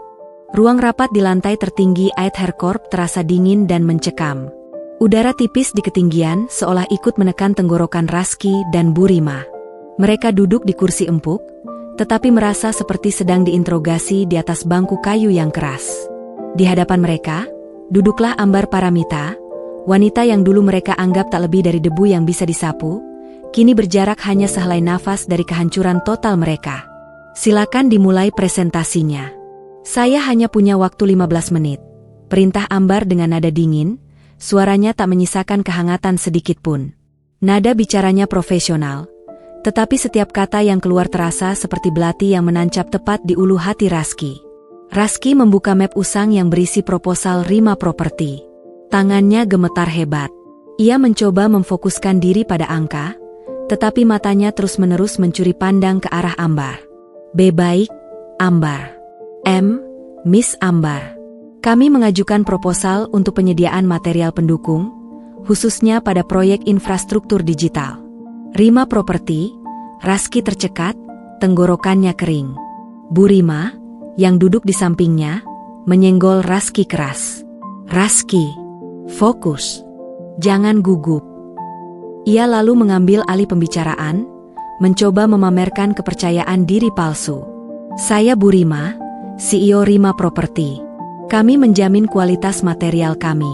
Kami punya pengalaman bertahun-tahun di bidang konstruksi. Kami tahu betul bagaimana mengelola rantai pasok. Kami menawarkan harga yang sangat kompetitif, bahkan di bawah harga pasar. Ambar menyimak tanpa ekspresi, jarinya sesekali mengetuk meja kaca. Suara ketukan itu terdengar seperti irama jam pasir yang menandakan waktu mereka segera habis. Di bawah harga pasar, Anda bilang? Potong Ambar, nada suaranya datar. Raski, silakan jelaskan pada saya. Bagaimana perusahaan yang sedang berjuang dengan likuiditas, yang aset utamanya disita bank, bisa menawarkan harga di bawah harga pasar? Ibu Rima, apakah Anda sedang beramal? Pertanyaan itu menghantam telak. Bu Rima dan Raski terkesiap. Wajah mereka langsung berubah warna, dari pucat menjadi merah padam. Dari mana Anda tahu soal penyitaan aset? Tanya Bu Rima dengan suara tercekat, mencoba menyembunyikan kepanikan yang luar biasa. Ambar menggeser mouse di depannya. Layar proyektor di belakangnya langsung menampilkan spreadsheet data keuangan Rima Properti selama 3 tahun terakhir. Data itu sangat detail, menunjukkan kerugian, default utang, dan bahkan log penyitaan aset rumah utama mereka. Informasi yang seharusnya sangat rahasia. Saya adalah kepala analisis strategi global di perusahaan ini, Bu Rima. Menganalisis data, termasuk data kompetitor, adalah pekerjaan harian saya, jelas Ambar, matanya tajam seperti elang. Anda mencoba mengajukan proposal seolah-olah Anda adalah perusahaan yang sehat, padahal perusahaan Anda, berdasarkan analisis data kami, berada dalam status merger risk tingkat tertinggi, bangkrut. Bu Rima memalingkan wajah, kepalanya tertunduk. Raski hanya bisa menatap lantai, merasa telanjang di hadapan Ambar. Harga diri mereka, yang dulu mereka agung-agungkan di hadapan Ambar, kini hancur berkeping-keping. Kami tahu kami sedang kesulitan, Miss Ambar. Raski memberanikan diri berbicara, nadanya memelas. Tapi kami menjamin kualitas kerja. Kami hanya butuh kesempatan untuk bangkit. Kami butuh uang muka agar kami bisa membayar utang dan membeli material yang Anda butuhkan. Ambar menyilangkan tangannya di dada. Uang muka? Itulah poin kedua saya. Layar di belakangnya kini menampilkan perbandingan harga material yang ditawarkan Rima Properti dengan harga pasar global. Ambar lalu menampilkan data internal yang ia temukan. Rima Properti berencana menggunakan material bekas dari sisa proyek lama mereka yang bermasalah, namun mencantumkan harga material premium. Proposal ini tidak hanya memalsukan data finansial, Raski, tapi juga memalsukan spesifikasi produk. Material yang kalian tawarkan sudah usang, tidak sesuai dengan standar proyek infrastruktur digital Aether Corp yang membutuhkan kualitas tinggi, kata Ambar, nadanya semakin menusuk. Kalian mencoba menipu perusahaan ini. Tujuannya bukan untuk bangkit, melainkan untuk mendapatkan uang muka, lalu menghilang, meninggalkan masalah besar pada proyek nasional ini. Bukankah begitu, Raski? Raski tersentak, seperti tersambar petir. Rahasianya terbongkar telanjang di depan wanita yang pernah ia buang. Ia tidak bisa lagi menyangkal. Ambar, kumohon. Aku terdesak. Ibu sakit, kami tidak punya apa-apa lagi. Aku hanya mencoba bertahan demi ibu. Bertahan dengan cara menipu? 5 tahun lalu, Anda dan Ibu Rima mengusir saya karena saya dianggap dekil dan memalukan. Sekarang, di sini, kalian duduk sebagai penipu yang mencoba merusak integritas perusahaan ini. Menurut Anda, siapa yang lebih memalukan sekarang, Raski? Ambar menantang. Air mata mulai menggenang di mata Raski. Ia merasa dirinya tidak lebih dari seonggok sampah di hadapan Ambar yang bersinar, seperti permata yang baru dipoles. Bu Rima, melihat Raski mulai rapuh, kembali mencoba menyerang, meskipun suaranya terdengar goyah. Ambar, jangan menggunakan jabatanmu untuk balas dendam pribadi. Apa kau puas melihat kami hancur? Bukankah seharusnya kau berterima kasih karena kami mengusirmu, sehingga kau bisa mendapatkan hidup mewah ini? Berterima kasih? Ambar tertawa kecil, tawa yang menusuk seperti jarum es. Tentu saja saya berterima kasih, Bu Rima. Karena jika kalian tidak mengusir saya tidak akan tahu betapa berharganya kecerdasan saya. Saya tidak akan pernah tahu bahwa harga diri saya tidak bergantung pada merek tas atau status sosial suami. Tetapi, ucapan terima kasih saya tidak berarti saya harus membiarkan kalian merusak perusahaan ini. Ambar menekan tombol, dan layar menampilkan kalimat dengan huruf kapital yang besar, proposal ditolak mutlak. Proposal Rima Properti ditolak. Saya akan melaporkan data manipulatif ini kepada otoritas yang berwenang jika kalian masih mencoba mengajukan tawaran yang tidak jujur, kata Ambar, menutup laptopnya. Ini adalah akhir dari presentasi mereka. Raski menunduk dalam-dalam, ia sudah pasrah.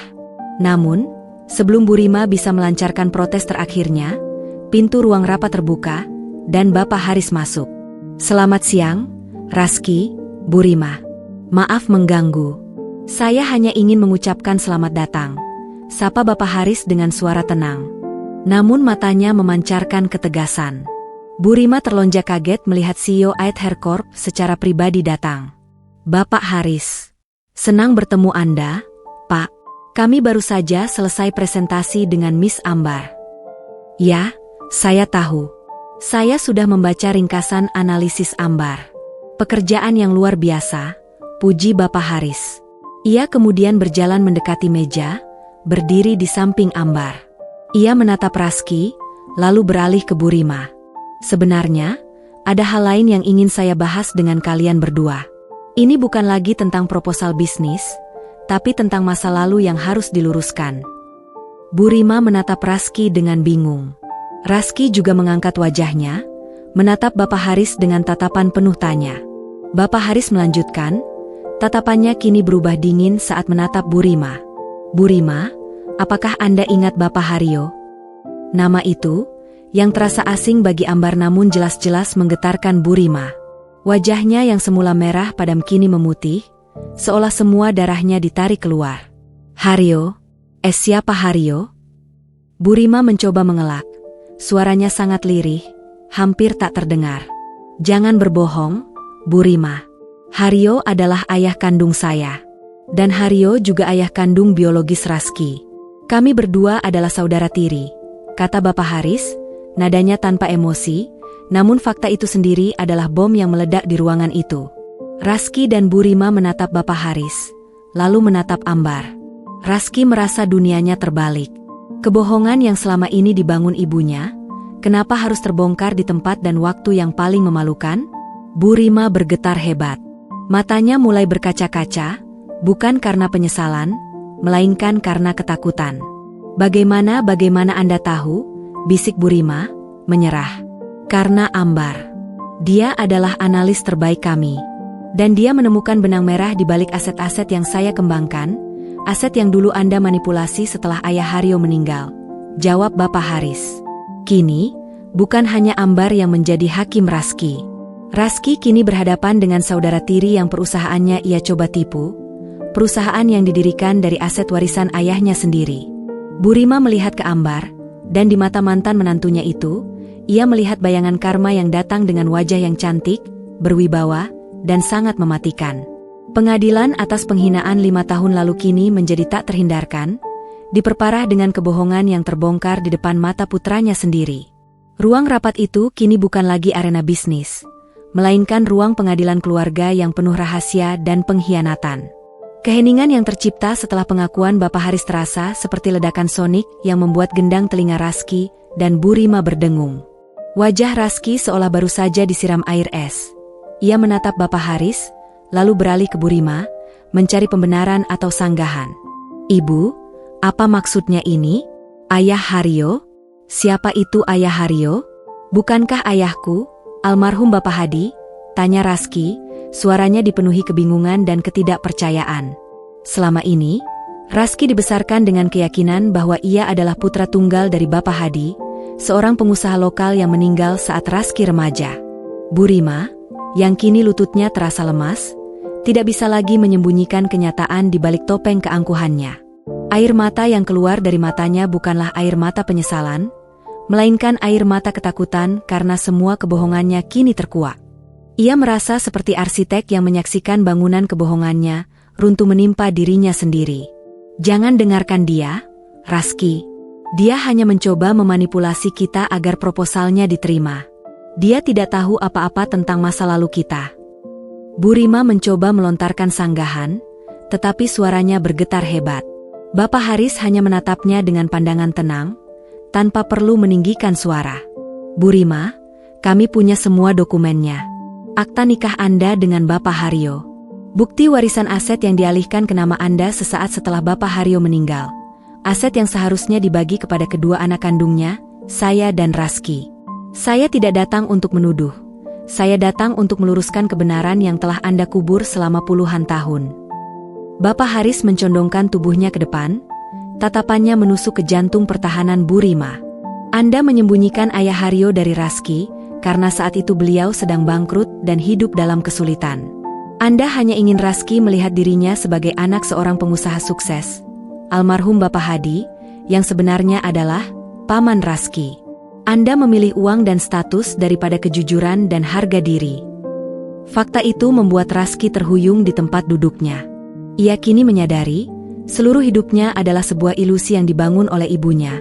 Sama palsunya dengan proposal yang baru saja ia ajukan ke Ambar. Semua keangkuhan dan rasa superioritas yang selama ini ia miliki, yang membuatnya berani mengusir Ambar, ternyata berakar dari kebohongan dan manipulasi ibunya. Ia menoleh ke Ambar, yang duduk diam, mengamati drama kehancuran itu dengan mata yang dingin. Ambar adalah satu-satunya orang yang tidak terkejut, karena ia sudah mengetahui fakta itu sebelumnya. Ambar, kau sudah tahu ini? Tanya Raski, suaranya pecah, penuh penghinaan diri. Ambar menghela napas, nadanya terdengar lelah. Saya adalah kepala analisis strategi global, Raski. Tugas saya adalah menemukan kebenaran di balik semua data, termasuk kaitan perusahaan yang mencoba menipu kami. Saya menemukan kebenaran yang ibu Anda coba sembunyikan selama bertahun-tahun. Bu Rima menundukkan kepala, membiarkan rambutnya menutupi wajahnya yang basah oleh air mata. Pertahanan terakhirnya hancur. Ia tidak bisa lagi menatap mata putranya. Aku minta maaf. Nak. Aku melakukan ini demi kebaikanmu. Aku tidak mau kau menderita. Ayah Haryo saat itu miskin. Dia hanya seorang perintis kecil. Aku tidak mau kau malu dengan latar belakangmu. Bu Rima akhirnya mengakui, suaranya parau, dipenuhi rasa frustrasi dan penyesalan yang terlambat. Raski bangkit dari kursinya, berjalan menjauh dari ibunya. Ia berjalan ke arah jendela, menatap ke bawah ke arah kota yang tampak sibuk dan kejam. Ia merasa seperti seorang aktor yang baru menyadari bahwa seluruh pertunjukannya adalah sandiwara murahan. Kebaikan? Kau membangun hidupku di atas kebohongan, Bu. Kau membuatku merasa superior, padahal aku sendiri hanyalah anak yang ditinggalkan. Dan karena kesombongan palsu itu, aku mengusir wanita terbaik dalam hidupku, ibu dari anakku. Aku menyebutnya dekil, hanya karena dia tidak berpura-pura mewah seperti kita. Raski menoleh, matanya kini dipenuhi air mata dan amarah yang meledak. Ia berjalan mendekat ke Ambar, mengabaikan Bu Rima dan Bapak Haris. Ia berlutut di depan Ambar, sebuah pemandangan yang tak pernah terbayangkan 5 tahun lalu. Ambar, aku buta, aku bodoh. Aku terlalu mendengarkan racun ibuku dan membiarkan diriku silau oleh uang dan status palsu. Kau benar-benar wanita yang luar biasa. Kau cantik. Bukan karena kosmetik, tapi karena otakmu yang cemerlang. Kau wanita yang jauh lebih berharga daripada seluruh aset yang pernah kami miliki. Raski mencengkeram lutut Ambar. Aku menyesal, Ambar. Aku tahu kata-kata tidak akan mengubah apa-apa. Tapi, bisakah kita mulai dari awal? Demi Aryan. Biarkan aku menebus semua kesalahanku. Aku akan menceraikanmu secara resmi, dan aku akan bekerja keras. Apapun yang kau minta, asalkan aku bisa melihat Aryan dan memperbaiki kesalahanku padamu. Permohonan Raski tulus. Wajahnya yang kelelahan dan penuh keputusasaan adalah cermin dari kehancuran jiwanya. Ambar menatap Raski, matanya tidak berkedip. Ia melihat Raski bukan sebagai mantan suaminya, melainkan sebagai seorang pria yang baru saja menyadari bahwa ia telah kehilangan segalanya. "Raski," panggil Ambar, suaranya tegas namun penuh otoritas. "5 tahun lalu, saat kau menyerahkan amplop itu dan meminta saya pergi, saat itu saya sudah memulai hidup saya dari awal.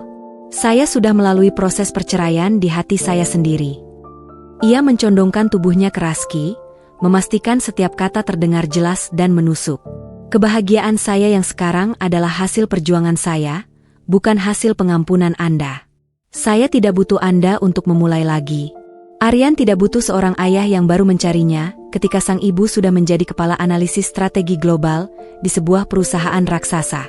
Aryan sudah memiliki sosok ayah yang luar biasa di hidupnya. "Maksudmu kau sudah menikah lagi?" tanya Raski, dadanya terasa sesak. "Tidak. Tapi Aryan sudah memiliki sosok ayah," jawab Ambar, matanya menoleh ke Bapak Haris, yang tersenyum tipis, menunjukkan dukungannya yang tak terbatas pada Ambar. "Sosok yang mendukung kami saat kami tidak punya apa-apa. Sosok yang mengajarkan saya bahwa harga diri jauh lebih penting dari penampilan fisik atau kekayaan. Kau dan ibumu harus belajar, Raski. Kau harus merasakan bagaimana rasanya merangkak dari bawah. Kau harus merasakan bagaimana rasanya bekerja keras tanpa mengandalkan nama besar palsu. Dan aku tidak akan kembali kepadamu demi kebahagiaan sejati yang sudah kutemukan." Ambar bangkit dari kursinya, berjalan ke arah Bapak Haris. Ia telah membuat keputusannya. "Pak Haris, saya sudah menolak proposal mereka. Tapi, bagaimana dengan Raski dan Ibu Rima? Meskipun Raski adalah saudara tiri Anda, Bu Rima telah melakukan manipulasi aset Anda," tanya Ambar, mengalihkan fokus dari emosi pribadi ke urusan bisnis dan keluarga. Bapak Haris menatap Bu Rima, yang masih terpuruk dalam tangisan histerisnya. "Masalah aset itu rumit, Ambar. Tapi saya tidak akan menjatuhkan hukuman yang kejam. Saya tidak ingin menjadi seperti mereka. Tujuan saya adalah mengembalikan kebenaran dan memberi pelajaran berharga." Bapak Haris berjalan mendekati Raski dan Bu Rima. "Raski, meskipun proposal bisnismu kami tolak mentah-mentah, saya tidak akan meninggalkanmu. Kau adalah saudara tiri saya. Saya akan memberikanmu kesempatan. Kau bisa bekerja di salah satu proyek sosial perusahaan kami, sebagai pengawas lapangan. Gajinya sesuai standar, tidak ada kemewahan. Ini kesempatanmu untuk bekerja keras, menebus kesalahan, dan hidup dengan jujur, tanpa bergantung pada kebohongan ibumu." Ia menoleh ke Bu Rima. "Bu Rima, saya tidak akan melaporkan Anda ke polisi atas manipulasi aset. Tapi saya ingin Anda melakukan sesuatu yang berguna untuk masyarakat. Kami punya program sosial untuk ibu-ibu yang membutuhkan pelatihan keterampilan. Anda bisa menjadi sukarelawan di sana. Mengajarkan apapun yang Anda kuasai. Anda harus belajar merasakan bagaimana rasanya menjadi orang biasa yang berjuang dari nol." Keputusan Bapak Haris adalah keputusan yang bijak dan beretika. Ia tidak membalas dendam, tetapi memberikan kesempatan untuk bertaubat melalui kerja keras. Raski mengangkat wajahnya, menatap Bapak Haris dengan tak percaya. "Bapak, kenapa? Setelah semua yang kami lakukan pada Ambar, dan kebohongan ibu pada Anda." Bapak Haris tersenyum kecil. "Saya berbeda dengan Ayah Haryo. Saya tidak akan lari dari masalah keluarga. Dan saya percaya, setiap orang pantas mendapatkan kesempatan kedua, asalkan mereka mau mengakui kesalahan dan bekerja keras. Bukankah Ambar sudah memberi kita pelajaran bahwa kerja keras dan kejujuran akan membawa kita ke puncak, bukan kebohongan dan penampilan?" Raski mengangguk, air mata menetes. "Terima kasih, Bapak Haris. Terima kasih. Aku akan menerima pekerjaan itu. Aku akan membuktikan diriku." Ambar menyaksikan pemandangan itu. Ia tahu, babak karma telah selesai. Bu Rima dan Raski telah mendapatkan hukuman yang setimpal, bukan dari tangannya, melainkan dari pilihan dan kebohongan mereka sendiri, yang kini terpampang jelas di depan mata mereka. Sementara Ambar, ia telah bebas sepenuhnya, siap menyambut babak baru kebahagiaan sejati. Keputusan Bapak Haris untuk memberi Raski dan Bu Rima kesempatan kedua, alih-alih menjatuhkan hukuman, menunjukkan kedewasaan dan integritas yang sangat kontras dengan kepalsuan yang selama ini dipegang teguh oleh keluarga Aditama. Raski dan Bu Rima meninggalkan kantor Aether Corp sore itu dengan perasaan yang campur aduk. Rasa malu yang tak terperikan bercampur dengan secercah harapan. Mereka telah dipecundangi oleh wanita yang mereka hina, tetapi diselamatkan oleh saudara tiri yang bahkan tidak mereka ketahui keberadaannya. Di lobi utama, Raski berhenti sejenak, memandang ke atas ke arah gedung pencakar langit yang menjulang. Di salah satu lantai teratas itu, Ambar kini memegang kendali. Ia teringat bagaimana Bu Rima sering mencibir Ambar karena pakaiannya yang sederhana dan kulitnya yang kurang terawat. Kini, Ambar adalah lambang kecantikan yang lahir dari kesuksesan sejati, bukan dari kekayaan warisan atau pinjaman bank. Raski, ayo cepat. Jangan melamun. Desak Bu Rima, yang kini berjalan dengan langkah gontai, kepalanya tertunduk, tak berani menatap mata orang lain. Aku hanya berpikir, Bu. Dulu kita sangat sombong karena kita mengira kita punya segalanya. Padahal, yang kita punya hanya kebohongan dan utang. Jawab Raski pelan. Ambar, dia benar. Kita harus merangkak dari bawah. Bu Rima hanya mendengus, tetapi tidak membantah. Pukulan emosional di ruang rapat tadi sudah terlalu telak untuk ia bantah. Seminggu kemudian, Raski mulai bekerja di proyek pembangunan fasilitas sosial Aether Corp di pinggiran kota. Ia yang dulu terbiasa mengenakan jas mahal, kini harus mengenakan sepatu bot dan helm proyek. Pekerjaannya sebagai pengawas lapangan junior sangat jauh dari citra Direktur Rima Properti yang dulu ia junjung tinggi. Hari pertamanya adalah neraka. Ia yang tidak pernah bekerja fisik merasa cepat lelah dan frustrasi. Ia dikelilingi oleh para pekerja keras yang tidak tahu menahu tentang masa lalunya. Mereka menghormatinya sebagai kolega, tetapi tidak memberikan perlakuan istimewa. Raski, perhatikan tumpukan semen itu. Jangan melamun. Kita butuh itu segera diangkut ke lantai 2. Teriak Mandor Tono, seorang pria bertubuh kekar dengan kulit gelap dan suara lantang. Raski tersentak, segera melaksanakan perintah itu. Keringat membanjiri wajahnya. Tangannya lecet. Ia teringat bagaimana dulu, saat ia masih bersama Ambar, ia selalu mengeluh jika diminta mengganti lampu yang rusak. Ambar selalu melakukannya sendiri agar Raski tidak repot. Dekil, ia menyebut Ambar, padahal Ambarlah yang paling pekerja keras di antara mereka. Malam harinya, ia kembali ke kontrakan kecil mereka. Bu Rima sedang duduk di kursi kayu, mencoba menjahit pakaian yang sudah usang, sebuah kegiatan yang ia anggap hina 5 tahun lalu. Kenapa kau pulang larut sekali, Raski? Lihat tanganmu, lecet semua. Apa ini yang disebut kesempatan? Kita diperlakukan seperti buruh. Keluh Bu Rima, yang masih belum bisa melepaskan mentalitas nyonya besar. Raski mencuci tangannya di kamar mandi sederhana, air dingin membasahi luka-lukanya. Ini bukan perlakuan, Bu. Ini pekerjaan. Dan ya, ini adalah kesempatan. Gaji ini cukup untuk kita makan, Bu. Setidaknya, ini uang jujur. Bukan uang hasil manipulasi. Uang jujur. Bu Rima bangkit. Kita terbiasa dengan kemewahan. Raski, apakah kau lupa? Uang jujur itu tidak bisa membeli kita rumah megah, tidak bisa membeli berlian ibu. Justru karena kita terbiasa dengan kemewahan palsu, kita lupa bagaimana rasanya hidup. Ambar, dia hidup jauh lebih keras dari ini saat mengandung Aryan. Bu, dia diusir, dia hanya dibantu Mia, dia harus belajar sendiri. Dan lihat sekarang, dia di puncak menara. Raski berbicara dengan nada yang penuh penyesalan, suaranya mengandung kesedihan yang mendalam. Kau selalu menyebut namanya, bentak Bu Rima, emosinya meledak. Kau masih mencintainya? Kau gila. Wanita itu sudah berubah. Dia sudah jadi orang lain. Aku bukan mencintainya, Bu. Aku menghormatinya. Aku menyesal telah meremehkannya. Aku menyesal telah buta. Raski menatap ibunya dengan tatapan penuh keputusasaan. Dan kalaupun dia sudah menjadi orang lain, itu karena kita yang membentuknya menjadi sekuat itu. Dia adalah bayangan karma yang harus kita hadapi, Bu. Bu Rima terdiam, ia tak mampu membantah lagi. Ia merasakan penyesalan Raski yang tulus, dan ia mulai merasa takut akan nasibnya sendiri. Ia teringat kata-kata Ambar, kau harus belajar merasakan bagaimana rasanya menjadi orang biasa yang berjuang dari nol. Di sisi lain kota, Di penthouse mewahnya, Ambar juga disibukkan oleh kehidupan barunya. Ia tidak lagi memikirkan Raski dan Burima, kecuali dalam urusan profesional.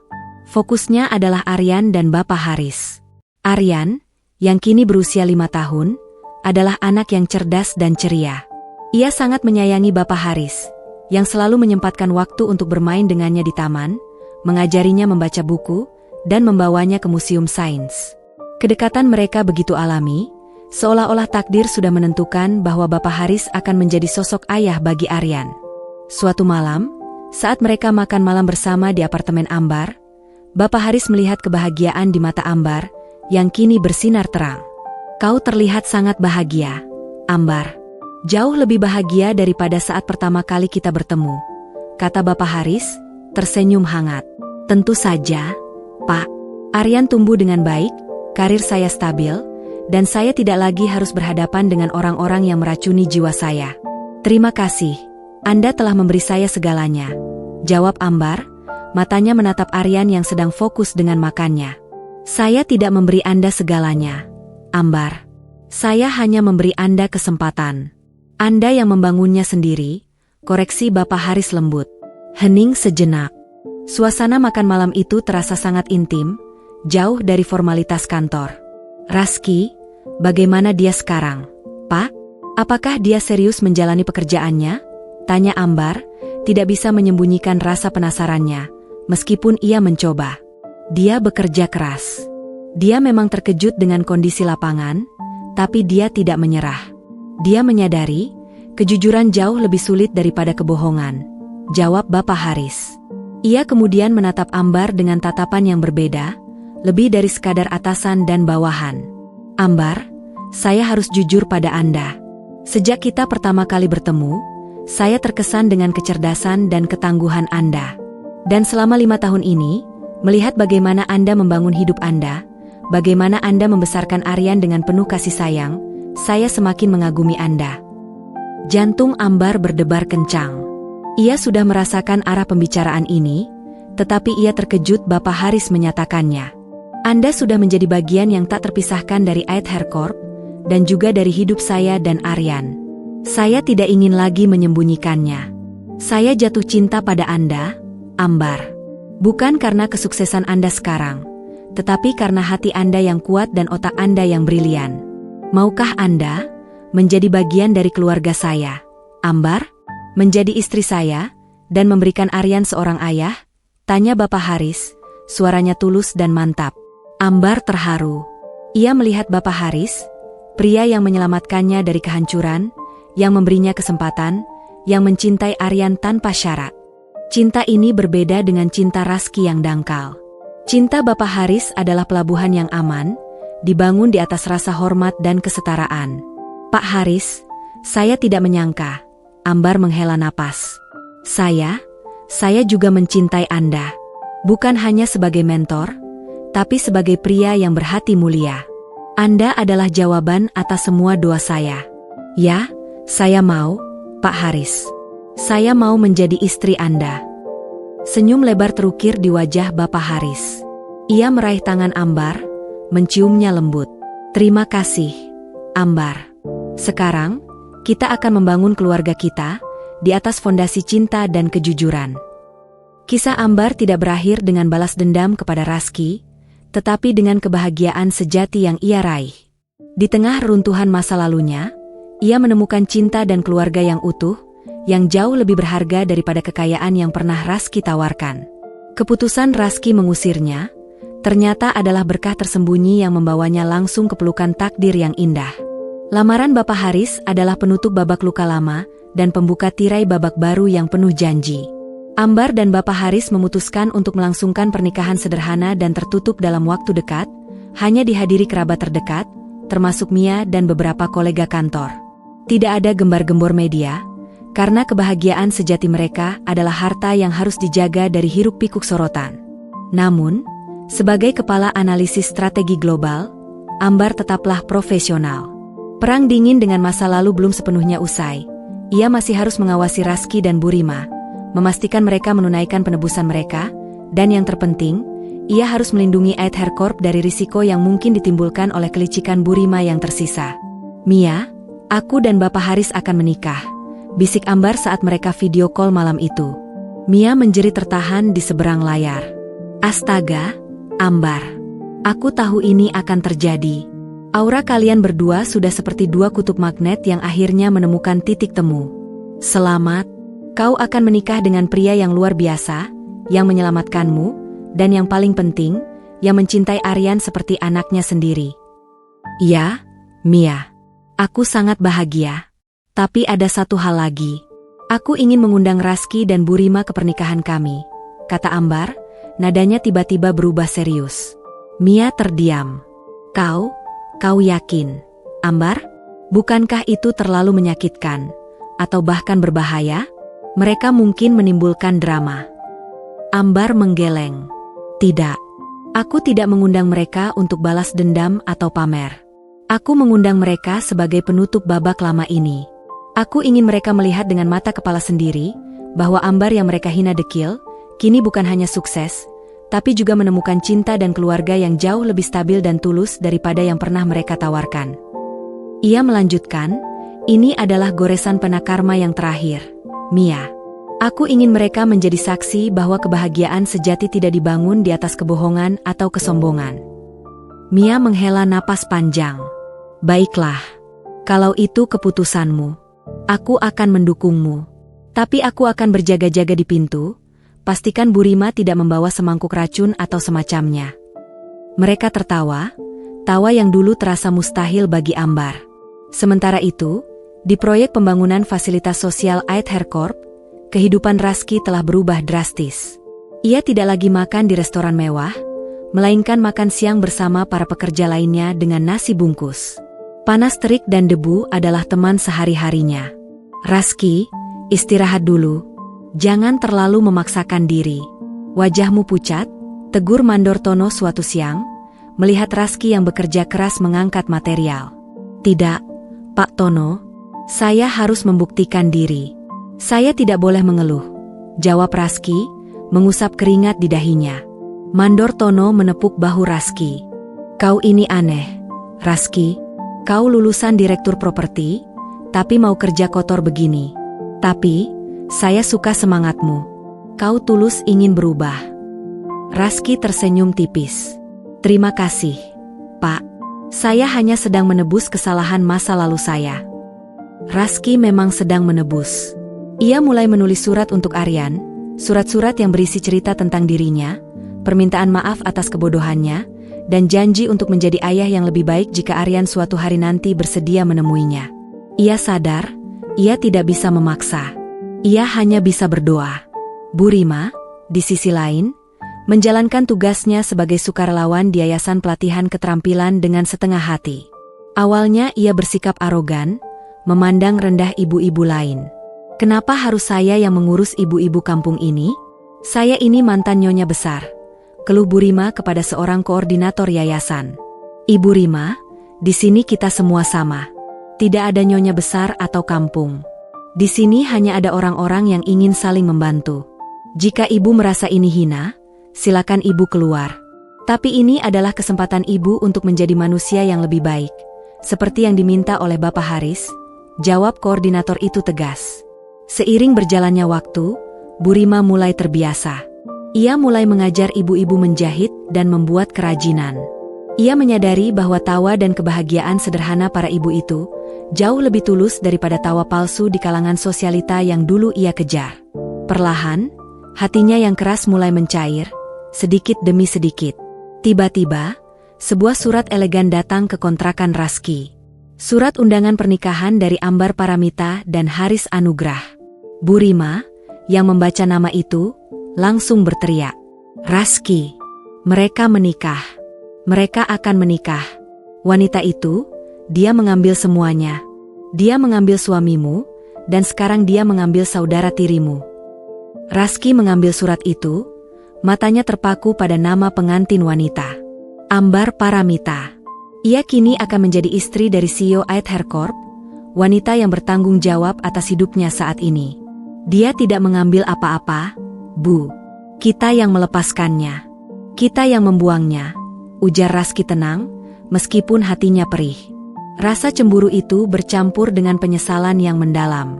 Ia cemburu bukan pada Ambar, tapi pada Bapak Haris, karena pria itu akan mendapatkan kebahagiaan yang seharusnya menjadi miliknya. Kita harus datang, Raski. Kita harus melihatnya. Siapa tahu kita bisa mencari celah. Seru Burima, naluri liciknya kembali muncul. Raski menggeleng. Tidak, Bu. Kita datang bukan untuk mencari celah. Kita datang sebagai tamu. Kita datang untuk menghormati. Bapak Haris sudah sangat baik pada kita. Dan Ambar, dia mengundang kita sebagai tanda bahwa dia sudah benar-benar melangkah maju, dan kita harus menerimanya. Ini adalah pengakuan atas kekalahan kita, Bu. Tapi, apa kata orang? Kita mantan mertua dan mantan suami datang ke pernikahannya. Burima masih memikirkan pandangan orang. Kita datang dengan kepala tertunduk, Bu. Kita datang untuk menyaksikan kebahagiaan yang kita buang dengan sombong, putus Raski. Ia tahu, ini akan menjadi momen yang sangat menyakitkan, tapi ini adalah bagian dari penebusannya. Ia harus melihat kebahagiaan Ambar sebagai cermin dari kesalahannya sendiri. Hari pernikahan Ambar tiba. Pernikahan itu diadakan di sebuah ballroom hotel mewah, tetapi suasananya intim dan hangat. Ambar mengenakan gaun putih sederhana namun elegan, yang memancarkan kecantikan dan kebahagiaan yang tulus. Bapak Haris tampak gagah di sampingnya, memegang tangan Ambar dengan penuh kasih. Aryan, dalam balutan setelan tuxedo kecil, menjadi anak pembawa cincin.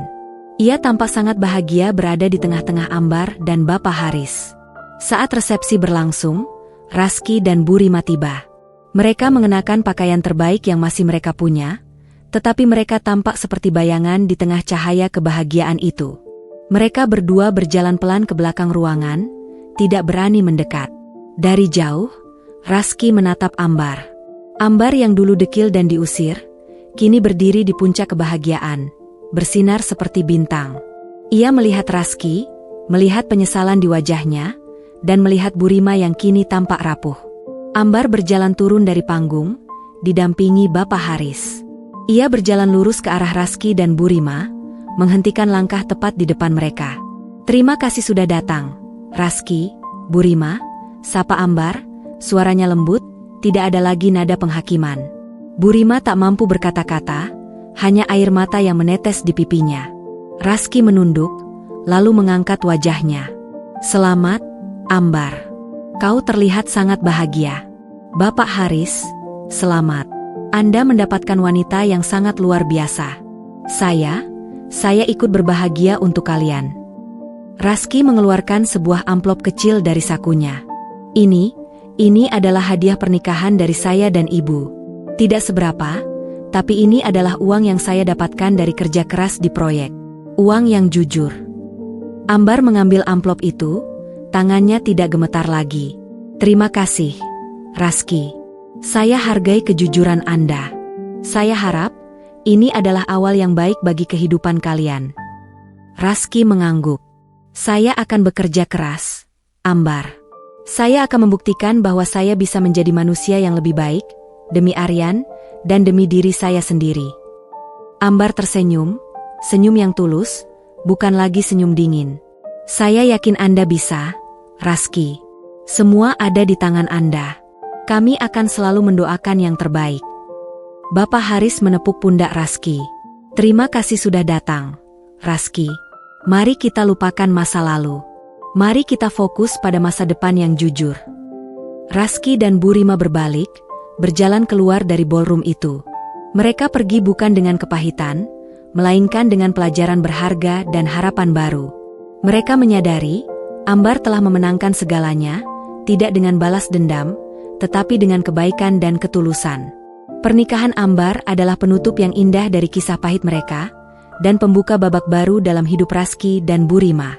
Ambar telah membebaskan dirinya, dan pada saat yang sama, ia membebaskan mereka dari belenggu kebohongan dan kesombongan.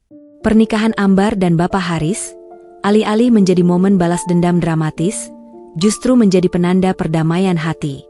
Raski dan Burima pergi, membawa serta pelajaran berharga dan uang hasil kerja keras mereka, sebuah simbol kecil dari perubahan yang sedang mereka jalani. Ambar merasa lega. Babak kehancuran dirinya sudah benar-benar tertutup. Setelah pesta sederhana yang penuh makna itu, Ambar, Bapak Haris, dan Aryan terbang ke Maladewa untuk berbulan madu. Ini adalah kali pertama Ambar bepergian bukan karena tugas pekerjaan atau beasiswa, melainkan murni untuk menikmati kebahagiaan. Pantai berpasir putih dan laut biru kehijauan, seolah mencerminkan kejernihan hidupnya saat ini. "Kau melamun, sayang?" tanya Bapak Haris, saat mereka duduk di tepi pantai, menyaksikan matahari terbenam. Aryan sedang asyik membuat istana pasir tak jauh dari mereka. Ambar menyandarkan kepalanya di bahu Bapak Haris. "Aku hanya berpikir, betapa tak terduganya jalan hidup ini. 5 tahun lalu, aku sendirian, diusir, dan takut akan masa depan. Sekarang, aku di sini, bersamamu, dengan putraku, menikmati matahari terbenam yang indah ini." Bapak Haris menggenggam tangannya erat. "Hidup memang penuh kejutan, Ambar. Kau adalah bukti bahwa kesulitan hanyalah batu loncatan menuju ketinggian. Aku bangga padamu." "Aku juga bangga padamu, Haris," jawab Ambar.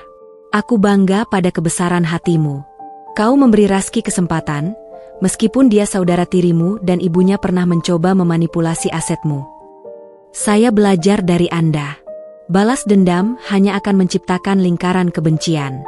Memberi kesempatan adalah cara terbaik untuk mengakhiri drama masa lalu," ujar Bapak Haris. "Lagi pula, saya yakin Raski akan serius. Penghinaan yang ia dapatkan dari Anda jauh lebih efektif daripada hukuman penjara. Itu adalah hukuman jiwa." Ambar tersenyum. "Kau benar. Aku melihat kesungguhan di matanya. Aku harap dia benar-benar berubah, demi dirinya sendiri dan demi Aryan." Di tengah kehangatan bulan madu, Ambar tidak pernah sepenuhnya meninggalkan dunianya sebagai kepala analisis strategi global.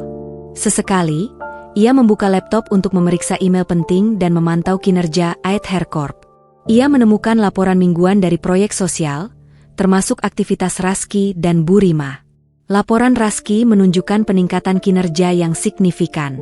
Ia menjadi pengawas yang teliti, bahkan menemukan beberapa efisiensi material yang luput dari perhatian mandor lain. Ia bekerja tanpa lelah, seolah ingin menebus setiap menit kesombongan yang pernah ia tunjukkan. Laporan Bu Rima juga menunjukkan perkembangan. Setelah masa-masa awal yang penuh keluhan, Bu Rima kini aktif mengajar menjahit dan menyulam. Keterampilannya yang dulu hanya digunakan untuk memamerkan diri di kalangan sosialita, kini menjadi bekal bagi ibu-ibu miskin di sana. Para ibu itu tidak tahu latar belakang Bu Rima. Mereka hanya melihatnya sebagai Ibu Rima, yang tegas tapi ahli menjahit. Ambar menunjukkan laporan itu pada Bapak Haris. "Lihat, Haris. Mereka benar-benar berubah." "Saya senang mendengarnya. Ini membuktikan bahwa setiap orang bisa berubah jika diberikan motivasi yang tepat, meskipun motivasi itu datang dari karma yang menampar," kata Bapak Haris. Ia kemudian memandang Ambar dengan tatapan penuh kelembutan. "Ambar, ada satu hal yang ingin saya bicarakan. Ini tentang Aryan dan Raski." "Ya?" Ambar menunggu dengan hati-hati. "Saya mencintai Aryan, dan saya akan menjadi ayahnya selamanya. Tapi Raski adalah ayah biologisnya. Meskipun dia melakukan kesalahan besar di masa lalu, kini dia sedang berjuang untuk menjadi manusia yang lebih baik. Saya pikir, Aryan berhak tahu siapa ayah biologisnya, dan Raski berhak mendapatkan kesempatan untuk melihat putranya," kata Bapak Haris tulus. Ambar terharu oleh kebesaran hati suaminya. Pria ini tidak merasa terancam, ia justru memikirkan kebaikan semua pihak. "Terima kasih, Haris. Kau memang yang terbaik. Aku juga berpikir begitu. Aku tidak akan membiarkan kebencian masa lalu merampas hak Aryan untuk mengenal ayahnya. Tapi aku ingin Raski melakukan itu secara bertahap. Dia harus membuktikan dirinya lebih dulu," jawab Ambar. Mereka sepakat untuk membiarkan waktu yang menentukan.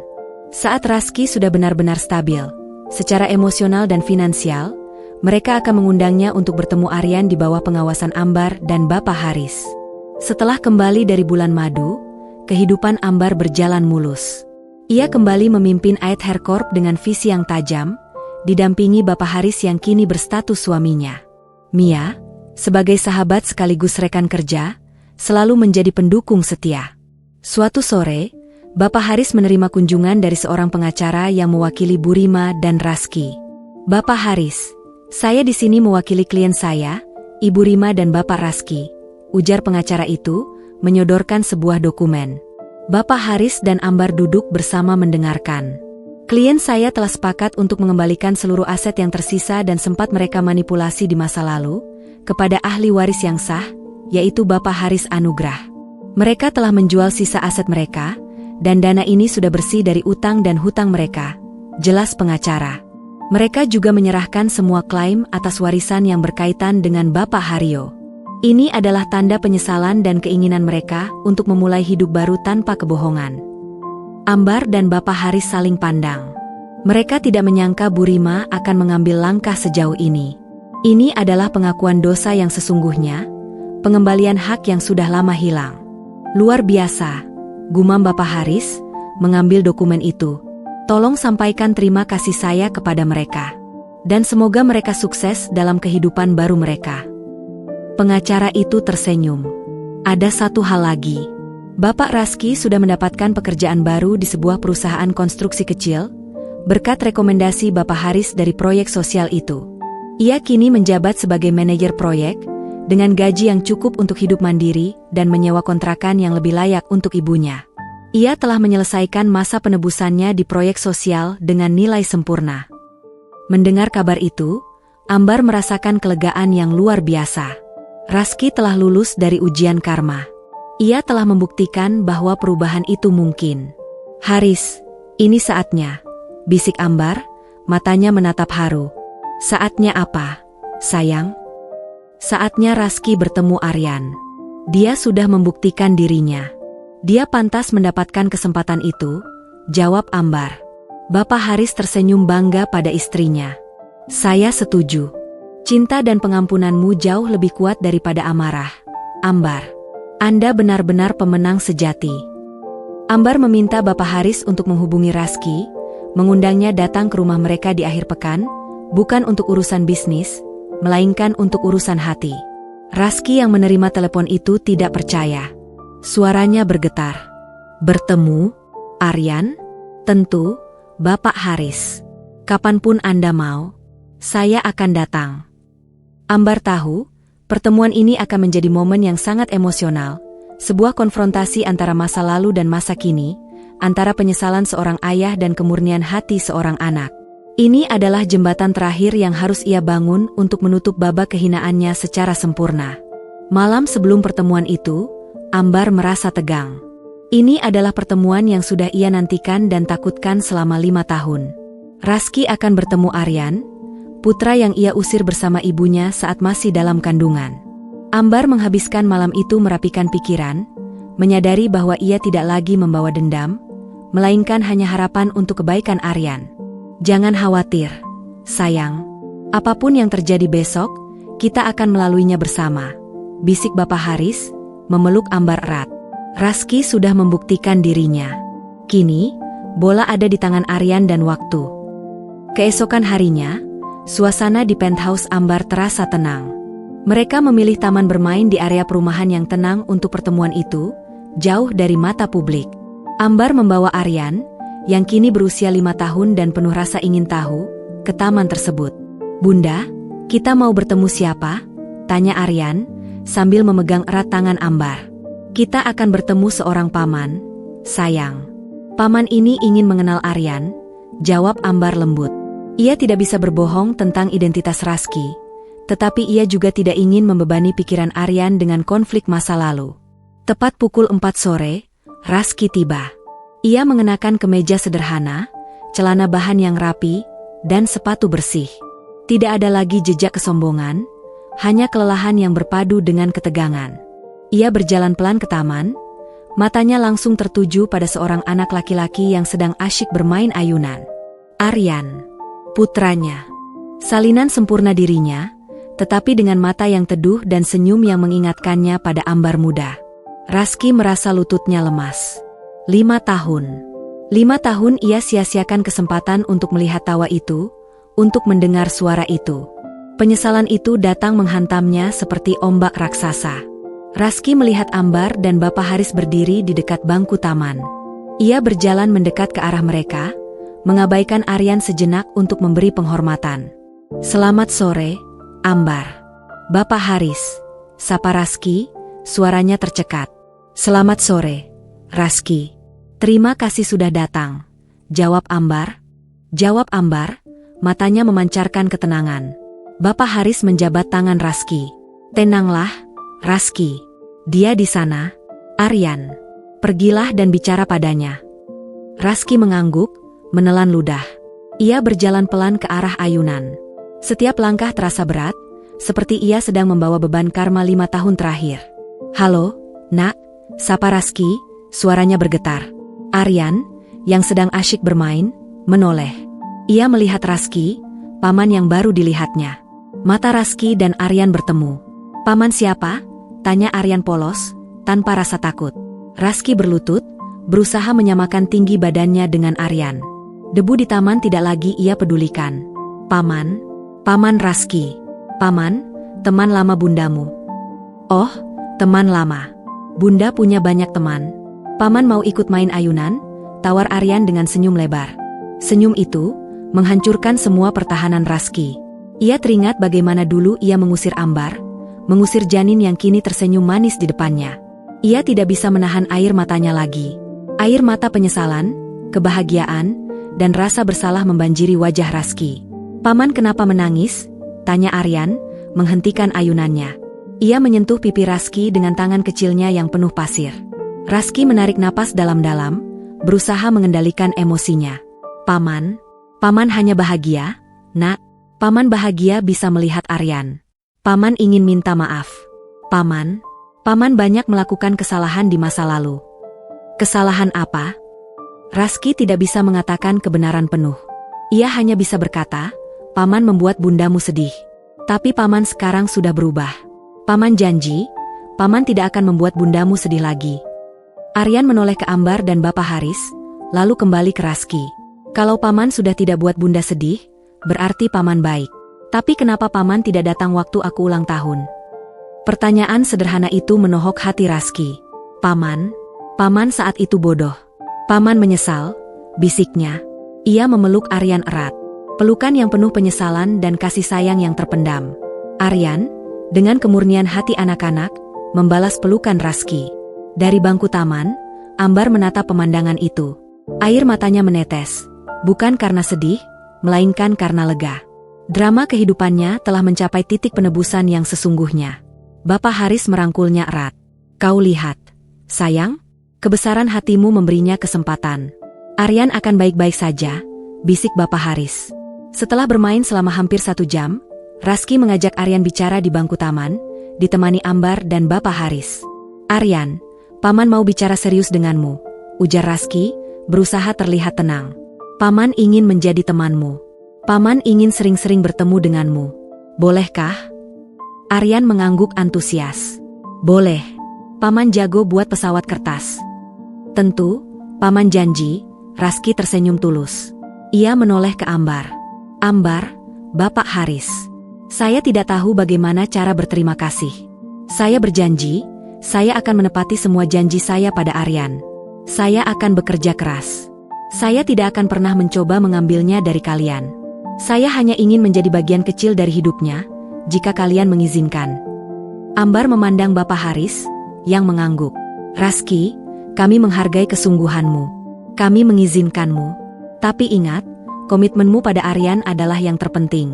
Kami tidak akan membiarkan Aryan terluka lagi. Bapak Haris adalah ayah baginya, dan kau akan menjadi paman Raski yang spesial," ujar Ambar, memberikan batasan yang jelas. "Aku mengerti. Aku akan menjadi paman yang terbaik," jawab Raski mantap. Mereka pun berpisah. Raski pergi dengan hati yang jauh lebih ringan, membawa serta janji pada Aryan dan dirinya sendiri. Ambar dan Bapak Haris kembali ke penthouse. Malam itu, setelah Aryan tertidur, Ambar dan Bapak Haris duduk bersama di sofa, menikmati ketenangan. "Kau telah melakukan hal yang benar, Ambar. Melepaskan beban masa lalu adalah kemenangan terbesarmu," kata Bapak Haris. "Aku lega, Haris. Tapi ada satu orang lagi yang harus kuselesaikan babaknya," kata Ambar. Bu Rima, apa yang kau rencanakan? Aku ingin mengundangnya makan malam di sini, besok malam. Hanya kami berdua. Aku ingin dia melihat rumah ini, melihat bagaimana cucunya hidup, dan melihat Ambar yang ia hina, yang kini menjadi istrinya. Jelas Ambar. Ini bukan balas dendam, Haris. Ini adalah penutup yang harus ia lihat sendiri. Bapak Haris tersenyum. Ide yang bagus. Pertemuan 4 mata, dari hati ke hati. Teleponlah dia. Ambar menghubungi Bu Rima. Suara Bu Rima di telepon terdengar jauh lebih rendah hati daripada 5 tahun lalu. Halo, Ambar, jawab Bu Rima pelan. Bu Rima, saya ingin mengundang ibu makan malam besok malam di penthouse saya. Ada yang ingin saya bicarakan, kata Ambar. Bu Rima terdiam lama. Makan malam? Di rumahmu? Ambar, aku tidak tahu apakah aku pantas. Ibu pantas, Bu Rima. Ibu pantas melihat kebahagiaan cucu ibu. Saya akan kirimkan alamatnya. Datanglah, tegas Ambar. Ambar tahu, pertemuan ini akan menjadi finale bagi Bu Rima. Finale yang penuh makna, yang akan membuktikan bahwa kemuliaan hati Ambar jauh lebih tinggi daripada kesombongan yang pernah Bu Rima miliki. Ia tidak ingin melihat Bu Rima hancur di jalanan, ia ingin melihat Bu Rima menemukan kedamaian, meskipun itu harus dibayar dengan pengakuan dan penyesalan mendalam. Pintu penthouse Ambar terbuka, memperlihatkan pemandangan malam kota yang berkilauan. Bu Rima melangkah masuk, tatapannya langsung terpaku pada kemewahan sederhana namun berkelas yang menyelimuti apartemen itu. Ini adalah puncak menara yang dulu ia impikan untuk Raski, tetapi kini diinjak oleh wanita yang pernah ia sebut dekil dan kampungan. Selamat malam, Bu Rima. Terima kasih sudah datang, sapa Ambar, menyambutnya dengan senyum tulus, tanpa ada sedikit pun rasa unggul atau balas dendam. Bu Rima mengenakan blus sederhana, berbeda jauh dari perhiasan berlian yang dulu selalu menghiasi lehernya. Ia tampak menua, tetapi tatapan matanya kali ini memancarkan kejujuran yang sudah lama hilang. Selamat malam, Ambar. Rumahmu sangat indah, bisik Bu Rima, suaranya pelan dan rendah hati. Ia melihat foto pernikahan Ambar dan Bapak Haris di dinding, foto-foto kebersamaan keluarga baru itu, dan yang paling menyentuh, foto Aryan yang sedang tertawa riang di pangkuan Bapak Haris. Silakan duduk, Bu. Saya sudah menyiapkan teh herbal kesukaan Anda, ujar Ambar, menuntun Bu Rima ke sofa yang menghadap jendela kaca besar. Mereka duduk dalam keheningan yang nyaman, bukan canggung. Ambar tahu, keheningan ini adalah waktu bagi Bu Rima untuk memproses dan menerima. Bu Rima memecah keheningan itu. Aku melihat Raski kemarin. Dia sangat senang. Dia menceritakan semuanya, tentang pertemuannya dengan Aryan. Aku tidak menyangka, setelah semua yang kami lakukan padamu, kau masih memberinya kesempatan untuk melihat putranya. Ambar menyesap tehnya. Aryan berhak mengenal ayahnya, Bu Rima. Dan Raski sudah membuktikan dirinya. Dia bekerja keras, dan itu yang terpenting. Bu Rima menghela napas panjang, seolah menghembuskan beban bertahun-tahun. Kau sudah dewasa sekali, Ambar. Jauh lebih dewasa daripada aku, yang hanya memikirkan gengsi dan kekayaan. Aku minta maaf, Nak. Aku benar-benar minta maaf atas semua kata-kata jahat yang pernah kulontarkan padamu. Dekil, kampungan, tidak sepadan. Semua itu adalah cerminan dari ketakutanku sendiri, ketakutan kalau Raski akan jatuh miskin. Air mata Bu Rima mulai menetes, tetapi kali ini air mata itu terasa asli. Aku menghancurkan pernikahan kalian, aku merusak harga dirimu, hanya karena aku takut kehilangan status. Dan karma itu datang. Aku kehilangan segalanya. Raski menjadi bangkrut, dan kebohongan tentang ayah kandungnya terbongkar. Aku pantas menerima semua ini. Ambar meraih tangan Bu Rima. Saya sudah memaafkan ibu, Bu Rima. Jauh sebelum saya bertemu Bapak Haris. Pengampunan adalah kunci bagi saya untuk melangkah maju. Saya tidak bisa membangun hidup baru di atas kebencian lama. Bu Rima menatap Ambar dengan tatapan tak percaya. Kau sangat mulia, Ambar. Aku tahu, kau bisa saja menjatuhkan kami saat di Ait Haircorp. Kau bisa saja membiarkan Raski terpuruk. Tapi kau tidak melakukannya. Kau memberi kami kesempatan untuk bertaubat melalui kerja keras. Terima kasih, Ambar. Terima kasih untuk pelajaran ini. Tiba-tiba, terdengar suara langkah kaki kecil dari lorong. Aryan keluar dari kamarnya, mengucek mata, mencari Ambar. Bunda, aku haus, rengek Aryan, lalu matanya terpaku pada Bu Rima. "Aryan, ini Nenek Rima. Nenek datang berkunjung," kata Ambar memperkenalkan. Aryan, dengan sifatnya yang polos, berjalan ke arah Bu Rima. Bu Rima memandang cucu yang baru ia temui itu, air mata kembali membanjiri matanya. Ia adalah cucu dari anak yang pernah ia usir. "Halo, Nenek," sapa Aryan, lalu tanpa ragu memeluk Bu Rima. Pelukan itu menghancurkan sisa-sisa keangkuhan di jiwa Bu Rima. Ia memeluk Aryan erat, mencium keningnya. "Ya ampun, sayang. Maafkan Nenek. Nenek sangat merindukanmu." "Nenek suka teh herbal Bunda?" tanya Aryan polos. "Suka, Nak. Sangat suka," jawab Bu Rima, suaranya parau karena isakan. Ia memeluk Aryan lagi, sebuah adegan penebusan dosa yang paling tulus. Malam itu, Bu Rima pulang dengan hati yang jauh lebih tenang. Ia tidak hanya mendapatkan maaf dari Ambar, tetapi ia mendapatkan kembali cucu yang ia sangka akan hilang selamanya. Pertemuan itu adalah finale yang indah dan damai bagi konflik mereka. Beberapa bulan kemudian, kehidupan Ambar berjalan tenang dan penuh makna. Ia dan Bapak Haris menjalani pernikahan yang bahagia, didasari rasa hormat, kecerdasan, dan cinta yang tulus. Aryan tumbuh menjadi anak yang cerdas dan penuh kasih sayang, memiliki dua figur ayah yang mencintainya, Bapak Haris sebagai ayah sehari-hari, dan Raski sebagai paman yang spesial dan penuh penyesalan. Raski terus bekerja keras. Ia berhasil mendapatkan posisi manajer proyek penuh, dan ia sering mengunjungi Aryan. Kualitas pertemuannya jauh lebih berharga daripada kuantitas harta yang dulu ia miliki. Ia dan Bu Rima hidup sederhana, tetapi bahagia. Bu Rima kini menjadi guru menjahit yang dihormati di lingkungan barunya. Suatu sore, Ambar sedang duduk di teras penthouse bersama Bapak Haris, menyaksikan Aryan bermain mobil-mobilan baru. Ambar tersenyum, merasakan kedamaian yang melingkupinya. "Haris, kau tahu, dulu aku pikir, sukses itu adalah memiliki rumah mewah dan uang tak terbatas," ujar Ambar. "Dan sekarang?" tanya Bapak Haris, merangkulnya. "Sekarang aku tahu, sukses itu adalah memiliki kedamaian hati. Itu adalah kemampuan untuk memaafkan, dan itu adalah memiliki keluarga yang utuh, yang dibangun di atas kejujuran dan cinta. Semua kemewahan ini hanya bonus," jawab Ambar. Bapak Haris mencium keningnya. "Itulah sebabnya aku mencintaimu, Ambar. Kau adalah wanita yang menemukan emas bukan di perhiasan, melainkan di dalam dirimu sendiri." Ambar memejamkan mata. Ia teringat 5 tahun lalu, saat ia diusir dari pintu yang tertutup, disebut dekil dan memalukan. Kini, ia adalah Ambar Paramita, Kepala Analisis Strategi Global Aether Corp, wanita yang menguasai data dan strategi, istri dari seorang CEO yang penuh kasih, dan ibu yang dicintai putranya. Kisah wanita dekil yang diusir itu berakhir, bukan dengan pembalasan yang pahit, tetapi dengan kemenangan yang paling manis. Kemenangan hati, harga diri, dan kebahagiaan sejati.